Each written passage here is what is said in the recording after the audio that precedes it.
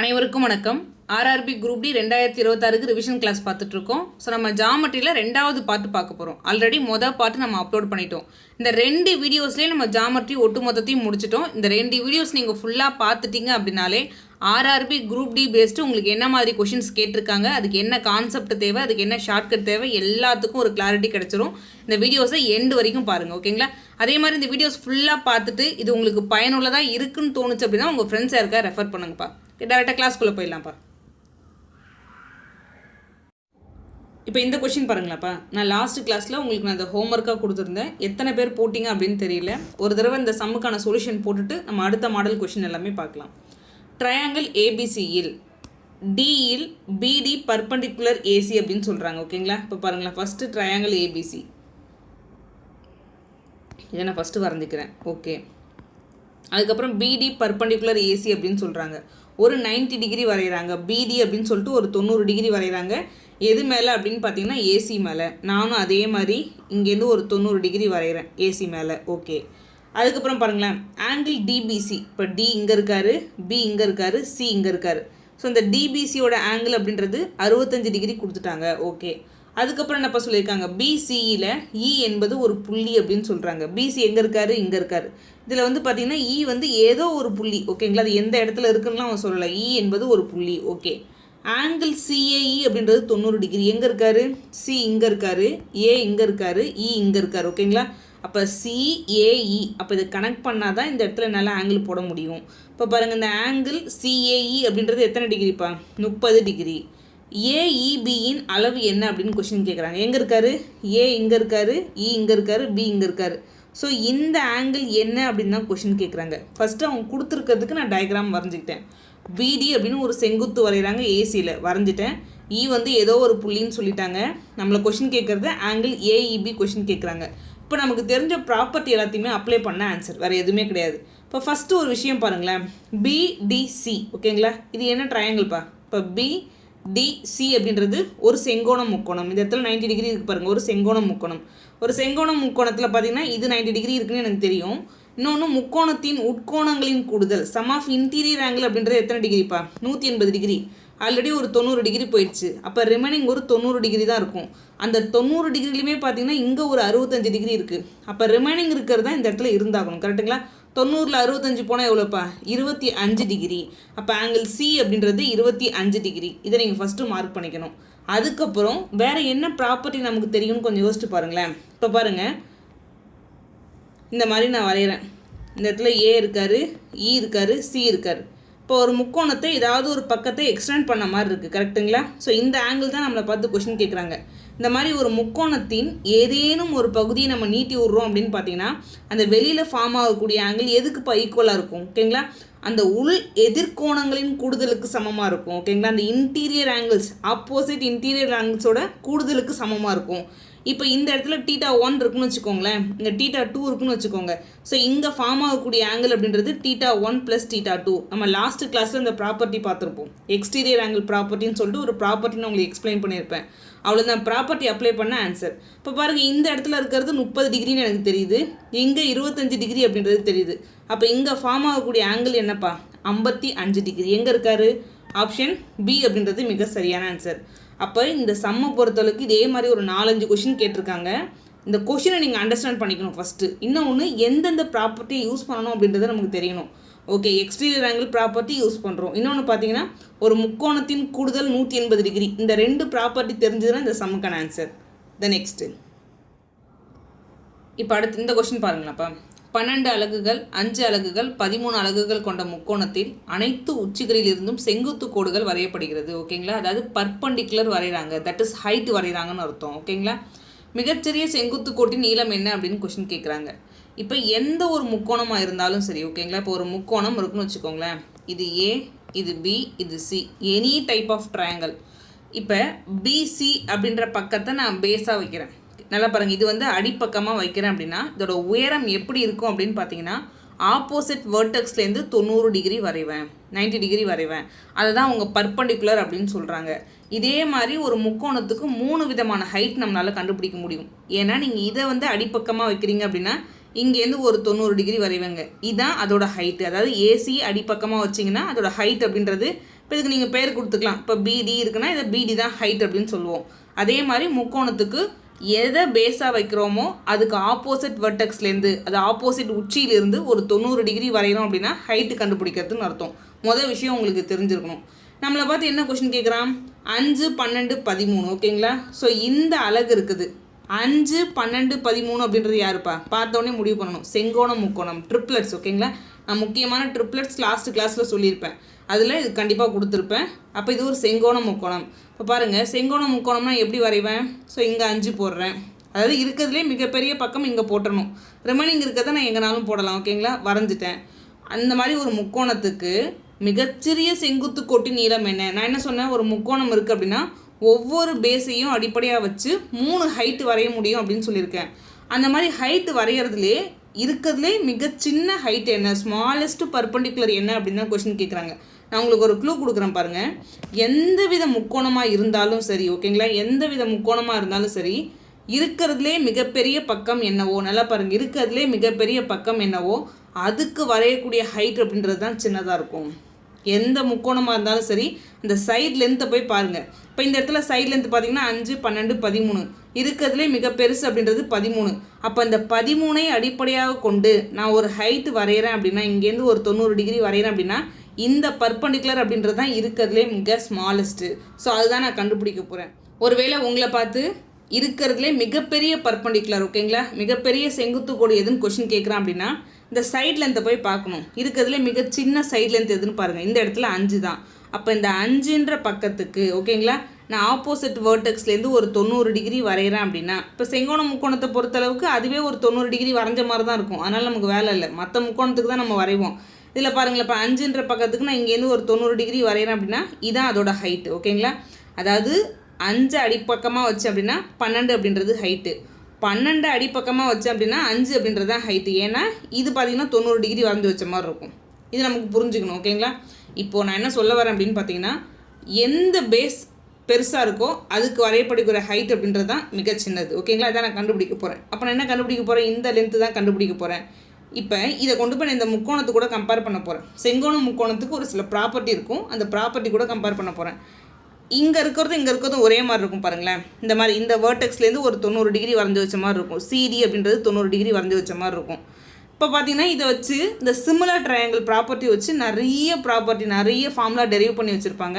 அதில் முக்கியமானது மட்டும் நான் சொல்கிறேன், நீங்கள் அதை நோட் பண்ணிக்கோங்க ஓகே. இந்த மாதிரி கர்ணம், இந்த ஹைப்போட்டனஸ்க்கு நான் ஒரு பர்பண்டிகுலர் வரைகிறேன் அப்படின்னா நிறைய ப்ராப்பர்ட்டி இருக்குது. அதில் ஒரு சில ப்ராப்பர்ட்டி மட்டும் தான் நீங்கள் ஞாபகம் வச்சுக்க போகிறீங்க. இதில் முக்கியமானது என்ன அப்படின்னு பார்த்தீங்கன்னா இந்த second property, third property, 4th and 6th ஓகேங்களா. இதெல்லாம் ரொம்ப முக்கியமானது. 5th தெரிஞ்சு வச்சுக்கோங்க. இந்த 5 ப்ராப்பர்ட்டியை மட்டும் தெரிஞ்சுக்கோங்க. அது எப்படி வந்த வழி அதெல்லாம் இப்போதைக்கு நமக்கு தேவை கிடையாது ஓகேங்களா. நீங்கள் என்ன பண்ணுங்கள், எங்கே ஏபிசி இருக்குதுன்னு பார்த்துக்கோங்க, எங்கே 90 டிகிரி வரைஞ்சிருக்காங்க அப்படின்றத பார்த்துக்கோங்க. ஜஸ்ட் ஓகே இப்படி ஒரு ஃபார்முலா இருக்கான்னு மட்டும் தெரிஞ்சு வச்சுக்கோங்க. ரொம்ப முக்கியமான ஃபார்முலா. இதை நம்ம எக்ஸ்பிளைன் பண்ணுறோன்னா இதுக்கே ஒரு 1/2 மணி நேரம் ஆகும், அதனால் அது தேவையில்லை ஓகே. இப்போ இங்கே வந்துடுவோம். நமக்கு என்னப்பா தேவை? சிடி அப்படின்றது தான் தேவை. ஃபார்முலா நம்பர் 4 பாருங்களேன். சிடிக்கு ஈக்குவலண்ட்டாக ஒரு ஃபார்முலா இருக்கும். அது என்ன அப்படின்னு பார்த்தீங்கன்னா பிசி இன்ட்டு ஏசி. இப்போ இந்த இடத்த பார்க்கணும், அதாவது ஓகே அப்போ இந்த பக்கம் அப்படின்றது பிசியாக இருக்கார், ஸோ கீழே இருக்கிறது அப்படின்றது ஏசியாக இருக்கார். அப்போ இது ரெண்டுத்தையும் பெருக்கணும். டிவைட் பை ஏபி, ஏபின்றது என்னது ஹைப்போட்டனஸாக இருக்குது, அப்போ டிவைட் பை ஹைப்போட்டனஸ். அப்போ என்னப்பா 5 × 12 எவ்வளோப்பா? 60. 60/13 எங்கேப்பா இருக்காரு? ஆப்ஷன் பி அப்படின்றது மிக சரியான ஆன்சர். உங்களுக்கு என்ன தெரிஞ்சிருக்கணும் அப்படின்னு பார்த்தீங்கன்னா, ஓகே செங்கோணம் முக்கோணத்துக்கு இந்த மாதிரி நிறைய ப்ராப்பர்ட்டி இருக்குது, அதில் முக்கியமான ப்ராப்பர்ட்டி ஒருத்தர் தான் நம்ம இப்போ யூஸ் பண்ணுற ப்ராப்பர்ட்டி. இந்த ஃபார்முலாலாம் தெரிஞ்சதுன்னா ஈஸியாக போட முடியும், இல்லைனா இந்த கொஷினை விட்டுட்டு தான் வரணும் ஓகேங்களா. இது ரொம்ப முக்கியமான ப்ராப்பர்ட்டி, ஒரு தடவை பார்த்துக்கோங்க. நெக்ஸ்ட்டு இப்போ அடுத்து இந்த கொஷின் பாருங்களாப்பா. பின்வரும் எண்களின் தொகுப்புகளில் எதின் முக்கோணத்தின் பக்கங்களை உருவாக்க முடியும் அப்படின்னு கொஷின் கேட்குறாங்க. அதாவது முக்கோணத்தின் பக்கங்களை அடிப்படையாக வச்சு ஒரு 2 முக்கியமான ப்ராப்பர்ட்டி இருக்குது. அது என்ன அப்படின்னு பார்த்தீங்கன்னா, ஒரு முக்கோணத்துக்கு மொஸ்ட்டு 3 பக்கம் இருக்கும் கரெக்டுங்களா. ஏதாவது 2 பக்கத்தை ஆட் பண்ணிங்கன்னா 3வது பக்கத்தை விட பெருசாக இருக்கணும் ஓகேங்களா. இப்போ நான் இந்த இடத்துல எடுத்துக்கிறேன் பாருங்களேன், இது ஏபிசின்னு எடுக்கிறேன் அப்படின்னா ஏதோ 2 பக்கம் ஓகேங்களா. நீங்கள் எதை வேணாலும் ஆட் பண்ணுங்கள், ஏதாவது 2 நீங்கள் ஆட் பண்ணுறீங்க அப்படின்னா 3வது பக்கம் இந்த இடத்துல ஏசியை நான் எடுக்கிறேன் அப்படின்னா அது பியை விட பெருசாக இருக்கணும். அதே மாதிரி தான் இப்போ பிசியை எடுத்தீங்க அப்படின்னா ஏவை விட பெருசாக இருக்கணும். பிசியின் கூடுதலானது ஏவை விட கூடுதலாக இருக்க வேண்டும். இதுதான் அதோட ப்ராப்பர்ட்டி. அப்போ எந்த 2 பக்கத்தை எடுத்து ஆட் பண்ணாலும் இன்னொரு பக்கம் இருப்பார் பார்த்தீங்கன்னா, அந்த 3வது பக்கம் அதை விட பெருசாக இருக்கணும். இன்னொன்று என்ன அப்படின்னு பார்த்தீங்கன்னா டிஃப்ரென்ஸ் கண்டுபிடிக்கிறது. ஏதாவது ரெண்டு பக்கத்துக்கு நீங்கள் டிஃப்ரென்ஸ், ஓகேங்களா? இப்போ இந்த இடத்துல பாருங்களேன், நான் சிலேருந்து ஏவை மைனஸ் பண்ணுறேன், இல்லை ஏலேருந்து சியை மைனஸ் பண்ணுறேன். அதாவது எது பெரிய நம்பராக இருக்கோ பெரிய நம்பர்லேருந்து சில நம்பரை நான் மைனஸ் பண்ணுவேன். இந்த மாதிரி நான் டிஃப்ரென்ஸ் எடுக்கிறேன் அப்படின்னு பார்த்தீங்கன்னா இது மூணாவது பக்கத்தை விட சின்னதாக இருக்க வேண்டும். நல்லா பாருங்கள், டிஃப்ரென்ஸ் எடுக்கும்பொழுது இன்னொரு பக்கம் இருப்பார் பார்த்தீங்களா, அதை விட சின்னதாக இருக்க வேண்டும். இதான் ப்ராப்பர்ட்டி. இப்போ இந்த கண்டிஷன் எடுத்து வந்து ஒவ்வொரு ஆப்ஷனாக செக் பண்ணுங்கள். எது அந்த கண்டிஷனுக்கு ஒத்து போகுதோ அதான் முக்கோணத்தின் பக்கங்களாக இருக்க முடியும், இல்லைன்னா இல்லைன்னு தான் அர்த்தம், ஓகேங்களா? இப்போ ஃபஸ்ட்டு பாருங்களேன், நான் ஆப்ஷன் ஏவை எடுத்து செக் பண்ணுறேன். ஃபஸ்ட்டு 10, 8 இந்த பக்கத்தை எடுத்துக்கிறேன். இது ரெண்டுத்தையும் ஆட் பண்ணால் எப்படி பார்க்காரு? எஸ், மூணாவது பக்கம், தட் இஸ் அந்த 2 விட பெருசாக தான் இருக்குது. அடுத்து நான் இந்த ரெண்டு பக்கத்தை எடுத்துக்கிறேன். 8 + 2 எவ்வளோப்பா? 10. இது எப்படி இருக்கணும்? மூணாவது பக்கத்தை விட பெருசாக இருக்கணும். இப்போ எப்படி இருக்குது? மூணாவது பக்கத்துக்கு சமமாக இருக்கார். இதுவும் 10ன்னு வராரு, அது மூணாவது பக்கமும் 10ன்னு இருக்கார். அப்போ இது முக்கோணத்தை ஃபார்ம் பண்ண இயலாது. அப்படியே எலிமினேட் பண்ணுறேங்க. அடுத்து ஆப்ஷன் பியை வச்சு செக் பண்ணி பாருங்களேன். 8 + 9 எவ்வளோப்பா? இது ஒரு 17, ஓகேங்களா? 17 எப்படி இருக்காரு? அந்த மூணாவது பக்கமான 4 விட பெருசாக தான் இருக்குது. அடுத்து இந்த ரெண்டுத்தையும் நான் எடுக்கிறேன், இந்த ரெண்டு பக்கத்தை எடுக்கிறேன். 9 + 4 எவ்வளோப்பா? 13. 13 எப்படி இருக்காரு? 8 விட பெருசாக தான் இருக்காரு. அடுத்து இந்த இடத்துல பாருங்களேன், இதை ரெண்டுத்தையும் எடுத்துக்கிறேன். 8 + 4 எவ்வளோப்பா? 12. 12 எப்படி இருக்காரு? 9 விட பெருசாக தான் இருக்காரு. இப்போ ஃபஸ்ட்டு நான் கூடுதலுக்கான ப்ராப்பர்ட்டியை மட்டும் வச்சு செக் பண்ணுறேன். ஏதாவது ஆப்ஷன்லாம் எலிமினேட் பண்ண முடியுதான்னு பார்த்துட்டு அதுக்கப்புறம் டிஃப்ரென்ஸ் இருக்கிற ப்ராப்பர்ட்டி நம்ம வச்சு செக் பண்ணுவோம். இது பார்த்தீங்கன்னா மூணு பக்கத்தை எடுத்து செக் பண்ணாலும் கரெக்டாக வராரு. ஓகே, அடுத்து இந்த ஆப்ஷனுக்குள்ளே வந்துடுவோம். இப்போ பாருங்களேன், 12 + 9 எவ்வளோப்பா? நமக்கு 21 அப்படின்றது கிடைக்கும், ஓகேங்களா? இப்போ ஏதாவது ரெண்டு பக்கத்தை ஆட் பண்ணுறோம் அப்படின்னா மூணாவது பக்கத்தை விட பெருசாக இருக்கணும். இப்போ பாருங்கள், 9 + 12 அப்படின்றது 21. இது மூணாவது பக்கத்தை விட பெருசாக இல்லை, சின்னதாக இருக்குது, ஓகேங்களா? 22 விட சின்னதாக இருக்குது. அப்போ ஆப்ஷன் சி அப்படின்றது கிடையவே கிடையாது. அது ஒரு முக்கோணத்தை ஃபார்ம் பண்ணவே முடியாது, தெரிஞ்சுக்கோங்க. அடுத்து பாருங்களேன்ப்பா, 6 + 5 எவ்வளோப்பா? 11. ஏதாவது ரெண்டு பக்கத்தை எடுத்து நான் ஆட் பண்ணுறேன்னா மூணாவது பக்கத்தை விட பெருசாக இருக்கணும். இங்கே எப்படி இருக்குது? மூணாவது பக்கத்துக்கு சமமாக இருக்குது. அப்போ இதுவும் முக்கோணத்தை ஃபார்ம் பண்ண இயலாது. அப்போ யார் தான் முக்கோணத்தை ஃபார்ம் பண்ண முடியும்னா 8, 9, 4. அது என்ன டைப் ஆஃப் ட்ரையாங்கிள் வேணாலும் இருக்கட்டும், ஓகேங்களா? முக்கோணத்தை ஃபார்ம் பண்ணுமா இல்லையா அப்படின்னு பார்க்குறதுக்கே கண்டிஷன் இருக்குது. ஏதாவது ரெண்டு பக்கத்தை எடுத்து ஆட் பண்ணுறோன்னா மூணாவது பக்கத்தை விட பெருசாக இருக்கணும். அதே மாதிரி அதுக்கு நம்ம டிஃப்ரென்ஸ் கண்டுபிடிக்கிறோம் அப்படின்னா, டிஃப்ரென்ஸ்னால் என்னது? பெரிய நம்பர்லேருந்து சில நம்பர் எடுத்து மைனஸ் பண்ணுறோம் அப்படின்னா ரெண்டு பக்கத்துக்கு நான் டிஃப்ரென்ஸ் கண்டுபிடிக்கிறேன் அப்படின்னா அது மூணாவது பக்கத்தை விட சின்னதாக இருக்கணும். இந்த கண்டிஷன் அப்ளை பண்ணலாம். இந்த இடத்துல பார்த்தீங்கன்னா சம்முக்கான ப்ராப்பர்ட்டி, அந்த கூடுதலுக்கான ப்ராப்பர்ட்டியை அப்ளை பண்ணும்போதே பார்த்தீங்கன்னா ரிமைனிங் இருக்கிற எல்லா ஆப்ஷனும் எலிமினேட் ஆகிட்டு ஆப்ஷன் பி மட்டும் தான் கரெக்டாக வராது. நெக்ஸ்ட்டு அடுத்து இந்த கொஸ்டின் பாருங்களாப்பா. ஸோ இந்த மாடலே பார்த்தீங்கன்னா கிட்டத்தட்ட ஒரு 4-5 கொஸ்டினுக்கு மேலே கேட்டிருக்கான். நான் ஜஸ்ட் ஒரு கொஸ்டினுக்கு மட்டும் எக்ஸ்பிளைன் பண்ணுறேன். ஒரு முக்கோணத்தின் பக்கங்கள் கொடுத்துட்டாங்க. 85 சென்டிமீட்டர், 13 சென்டிமீட்டர், 84 சென்டிமீட்டர். 13 சென்டிமீட்டர் நீளமுள்ள பக்கத்திற்கு அதன் குத்துயரத்தின் நீளம் என்ன, அதோட ஆல்டிடியூட் என்ன, ஹைட் என்ன அப்படின்னு தான் கொஸ்டின் கேட்டிருக்கான், வேறு எதுவும் கிடையாது. ஃபர்ஸ்ட் இது என்ன டைப் ஆஃப் ட்ரையாங்கல்னு பாருங்களேன். உங்களுக்கு மோஸ்ட்லி இந்த மாதிரி ரைட் ஆங்கிள் ட்ரையாங்கிள் வச்சதாப்பா கொஸ்டின் கேட்டுறான். இப்போ செங்கோண முக்கோணம்னா எப்படி இருப்பார்? அதாவது இந்த இருக்கிறதுலே மிகப்பெரிய பக்கத்தோட ஸ்கொயர், அதாவது 85 ஸ்கொயர் அப்படின்றது எதுக்குப்பா சமமாக இருக்கணும்? ரிமைனிங் ரெண்டு பக்கத்தோட ஸ்கொயரோட கூடுதலுக்கு சமமாக இருக்கணும், ஓகேங்களா? அப்போ 13 ஸ்கொயர் + 84 ஸ்கொயர் அப்படின்னு எழுதுவோம். இப்போ இந்த இடத்துல பாருங்களேன், ஜஸ்ட்டு லாஸ்ட் யூனிட் டிஜிட்டை வச்சு நம்ம செக் பண்ண போகிறோம். 5 ஸ்கொயர் பண்ணால் எப்படிப்பா முடியும்? 5. 3 ஸ்கொயர் பண்ணால் எப்படிப்பா முடியும்? 9. 4 ஸ்கொயர் பண்ணால் எப்படிப்பா முடியும்? 16. தட் இஸ் அந்த கடைசி இலக்கம் அப்படின்றது 6. ஸோ 9 + 6 எவ்வளோப்பா? அகைன் 15 வரும். திரும்பவும் கடைசி இலக்கம் 5ன்னு இருக்கும். ஸோ இங்கேயும் கடைசி இலக்கம் 5, இங்கேயும் கடைசி இலக்கம் 5. நீங்கள் கண்டிப்பாக செக் பண்ணி பார்த்தீங்கன்னா ரைட் ஆங்கிள் ட்ரையாங்கிள் அப்படின்றது ஃபார்ம் ஆகும், ஓகேங்களா? நீங்கள் ஜஸ்ட் யூனிட் டிஜிட்டை மட்டும் வச்சுமே செக் பண்ணுங்கள். இப்போ பாருங்களேன், இருக்கிறதுலே மிகப்பெரிய பக்கம் இங்கே போடுவேன். ஸோ 85 இந்த இடத்துல போட்டுருவேன். ரிமைனிங் ரெண்டு பக்கம் என்னப்பா? ஒருத்தர் 13 இருக்காரு, இன்னொருத்தர் 84 இருக்காரு. நம்மளை பார்த்து என்ன கொஸ்டின் கேட்டான்? அந்த 13 சென்டிமீட்டர் நீளமுள்ள பக்கத்திற்கு, ஓகேங்களா? ஸோ இந்த பக்கத்திற்கு நீங்கள் ஹைட் வரைஞ்ச அதோட ஹைட் என்னவா இருக்குன்னு கொஸ்டின் கேட்குறான். நான் என்ன சொல்லியிருக்கேன்? ஹைட் எப்படி வரைய சொல்லியிருக்கேன்? ஆப்போசிட் வெர்டெக்ஸ்லேருந்து, ஓகேங்களா, ஒரு 90 டிகிரி வரைங்கன்னு சொல்லிட்டேன். செங்கோண முக்கோணத்தை பொறுத்தளவுக்கு அதுவே 90 டிகிரியில் தான் இருக்கும், நமக்கு வேலை மிச்சம். அப்போ பாருங்கள், இங்கேருந்து ஒரு 90 டிகிரி வரைகிறேன், இந்த பேஸ்க்கு வரைகிறேன் அப்படின்னா அதோட ஹைட் என்னவாப்பா இருக்கும்? 84. எங்கே இருக்காரு? ஆப்ஷன் சி அப்படின்றது மிக சரியான ஆன்சர், ஓகேங்களா? இதே மாடலே 4-5 கொஷின்ஸ் இருக்குது, ரொம்ப ஈஸியானது, அதெல்லாம் நீங்களே ஒர்க் அவுட் பண்ணுங்கள். நெக்ஸ்ட்டு இப்போ இந்த கொஸ்டின் பாருங்களாப்பா. பி என்பது ஏபிசிடி செவ்வகத்தின் உள்ள ஏதேனும் ஒரு புள்ளி அப்படின்னு சொல்லிட்டாங்க, ஓகேங்களா? பிஏவோட வேல்யூ கொடுத்துட்டாங்க, பிபியோட வேல்யூ கொடுத்துட்டாங்க, பிசியோட வேல்யூ கொடுத்துட்டாங்க, பிடியின் நீளம் என்ன அப்படின்னு தான் கொஸ்டின் கேட்குறாங்க. இப்போ இந்த சம்மை சால்வ் பண்ணணும் அப்படின்னா உங்களுக்கு ஒரு தியரம் தெரிஞ்சிருக்கணும். அந்த தியரமுக்கு பேர் பிரிட்டிஷ் ஃப்ளாக் தியரம், ஓகேங்களா? ஃபஸ்ட்டு அந்த தியரம் அப்படின்றது என்ன சொல்லும் அப்படின்றத நான் சொல்கிறேன். அதுக்கப்புறம் இதில் கொண்டு வந்து அப்ளை பண்ணலாம். ஆக்சுவலி பி அப்படின்றது ஏதேனும் ஒரு புள்ளி, ஒரு ரெக்டாங்கிள்குள்ளே எந்த இடத்துலனாலும் அங்கே இந்த புள்ளியை வச்சுக்கோங்க. அதே மாதிரி ஒவ்வொரு கார்னரையுமே கனெக்ட் பண்ணுங்கள். ஓகேங்களா? ஸோ கனெக்ட் பண்ணதுக்கப்புறம் இப்போ பாருங்களேன், பிஏ ஸ்கொயர் நல்லா பார்த்துக்கோங்க, PA square plus PC square. ஓகேங்களா? இதோட கூடுதலானது எதுக்கு சமமாக இருக்கும் அப்படின்னு பார்த்தீங்கன்னா PB square plus PD square இதோட கூடுதலுக்கு சமமாக இருக்கும் அப்படின்னு சொல்லிட்டு ஒரு தியரம் இருக்கும். இந்த தியரம் அப்படின்றதுலாம் ஆல்ரெடி டெரிவான ஒன்று. ஜஸ்ட் நம்ம அந்த தியரத்தை மட்டும் யூஸ் பண்ணிக்க போகிறோம். அது எப்படி வந்தது அந்த வழியெலாம் தேவை கிடையாது. ஓகேங்களா? ஸோ தியரமாக மெமரி பண்ணிக்கோங்க. இதை கொண்டு வந்து இந்த கொஷினில் அப்ளை பண்ணணும் அப்படின்னா நமக்கான ஆன்சர் வரப்போகுது. இதில் பிஏக்கு நமக்கு என்னப்பா கொடுத்துருக்காங்க 86. அப்போ 86 ஸ்கொயர் ஒரு பக்கம் வச்சுக்கிறேன். பிசிக்கு என்ன கொடுத்துருக்காங்க 79. இதையும் நான் வச்சுக்கிறேன். ஓகேங்களா? Which is equal to BP square எவ்வளோப்பா 49 ஸ்கொயர் ப்ளஸ் நான் கண்டுபிடிக்க வேண்டியது பிடி ஸ்கொயர். ஓகேங்களா? அதையும் நான் ஒரு பக்கத்தில் வச்சுக்கிறேன். இப்போ பாருங்களேன், நான் ஃபஸ்ட்டு என்ன பண்ண போகிறேன் அப்படின்னு பார்த்தீங்கன்னா யூனிட் டிஜிட் வச்சு நம்ம ஆன்சரை சூஸ் பண்ண முடியுதான்றதை நான் செக் பண்ண போகிறேன். அது எப்படி சூஸ் பண்ணலாம் அப்படின்னு பார்த்தீங்கன்னா இப்போ 6 ஸ்கொயர் பண்ணால் நமக்கு என்னப்பா கிடைக்கும் 6 தான் வரும். 9 ஸ்கொயர் பண்ணால் நமக்கு என்னப்பா கிடைக்கும் 1 கிடைக்கும். ஓகேங்களா? இங்கே 9 ஸ்கொயர் பண்ணால் நமக்கு எவ்வளோப்பா 1. இந்த பக்கம் பிடிக்கு நமக்கு ஆப்ஷனில் 4 ஆப்ஷனில் யாரோ ஒருத்தர் தான் வரப்போகிறாரு. அதை ஸ்கொயர் பண்ணி இந்த இடத்துல நான் எழுத போகிறேன். அப்படி எழுதும்போது லெஃப்ட் சைடில் உள்ளதும் ரைட் சைடில் உள்ளதும் சமமாக வரப்போகிறார். இப்போ லெஃப்ட் சைடில் என்னப்பா 6 + 1 7ன்னு வராரு. அப்போ எனக்கு இந்த இடத்துல பாருங்கள், லெஃப்ட் சைடில் 7 வர்றதால ரைட் சைட்லேயும் 7 தான் வரணும். அந்த கடைசி இலக்கத்தோட கூடுதல் அப்படின்றது 7 தான் வரணும். இப்போ பாருங்கள், நான் ஃபஸ்ட்டு ஆப்ஷன் எடுத்துக்கிறேன். 106ன்னு இருக்காரு. 6 ஸ்கொயர் பண்ணால் நமக்கு என்னப்பா வரும் 6 தான் முடியும். ஓகேங்களா? அப்போ 106க்கு வர்றதுக்கு வாய்ப்பு இருக்குது. இருந்தாலும் வேறு ஏதாவது ஆப்ஷன் ஓகேங்களா, அதை நான் ஸ்கொயர் பண்ணும்பொழுதும் எனக்கு 6ன்னு வருதான்னு நான் செக் பண்ணணும். ஒருவேளை 6ன்னு வந்துருச்சு, ஒருவேளை 2 ஆப்ஷனை நான் ஸ்கொயர் பண்ணும்போது எனக்கு கடைசி இலக்கத்தை ஸ்கொயர் பண்ணும்போது எனக்கு 6 வராருன்னா நார்மல் மெத்தடாலஜி தான் போட்டாகணும், வேறு வழி கிடையாது. ஒருவேளை ஒரே ஒரு ஆப்ஷனுக்கு மட்டும்தாங்க அந்த கண்டிஷன் வருதுன்னா டேரெக்டாக சூஸ் பண்ணுறேங்க, அதான் உங்கள் ஆன்சர்னு. இப்போ இருந்தாலும் அடுத்த ஆப்ஷனை பாருங்களாப்பா.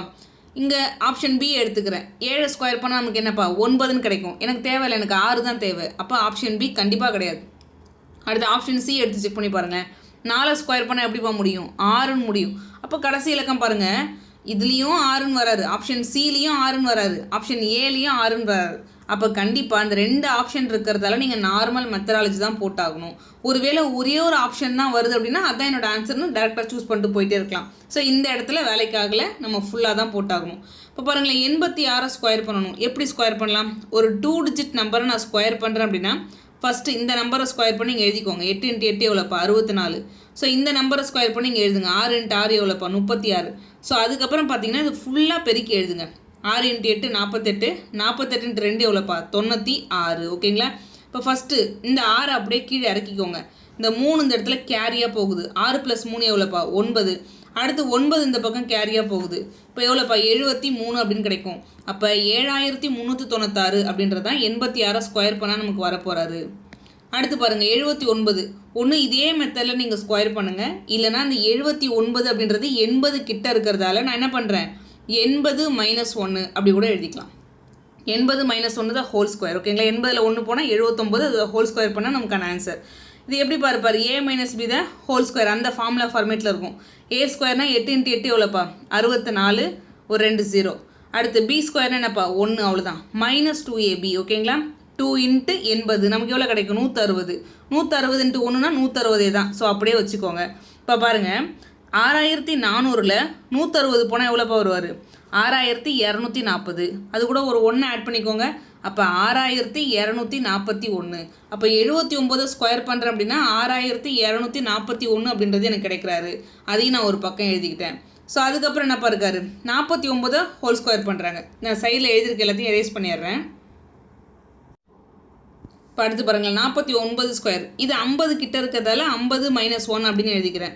ஸோ 50 ஸ்கொயர் பண்ணால் எவ்வளோப்பா 2500. 1 ஸ்கொயர் பண்ணால் 1 தான். -2 × ab, 2 × 50 எவ்வளோப்பா 100ன்னு கிடைக்கும். ஓகேங்களா? இப்போ பாருங்கள் 2400 கிடைக்கும். இதுலேருந்து 100 கழிச்சா 2400 ப்ளஸ் ஒரு 1 எவ்வளோப்பா 2401. அப்போ which is equal to 2401 plus PD square. ஓகேங்களா? இப்போ பாருங்கள் இது எல்லாத்தையும் ஆட் பண்ணுங்கள். 6 + 1 எவ்வளோப்பா 7, 9 + 4 எவ்வளோப்பா 13, ரிமைனிங் 1, 3 + 3 6ன்னு வரும். அடுத்து 6 + 7 எவ்வளோப்பா ஒரு 13. அப்போ 13637. இதுலேருந்து இந்த 2401 மைனஸ் பண்ணுங்கள். இந்த பக்கம் லெஃப்ட் சைடில் கொண்டு வந்து 2401 மைனஸ் பண்ணுறங்க. 7ல் 1 போனால் எவ்வளோப்பா 6.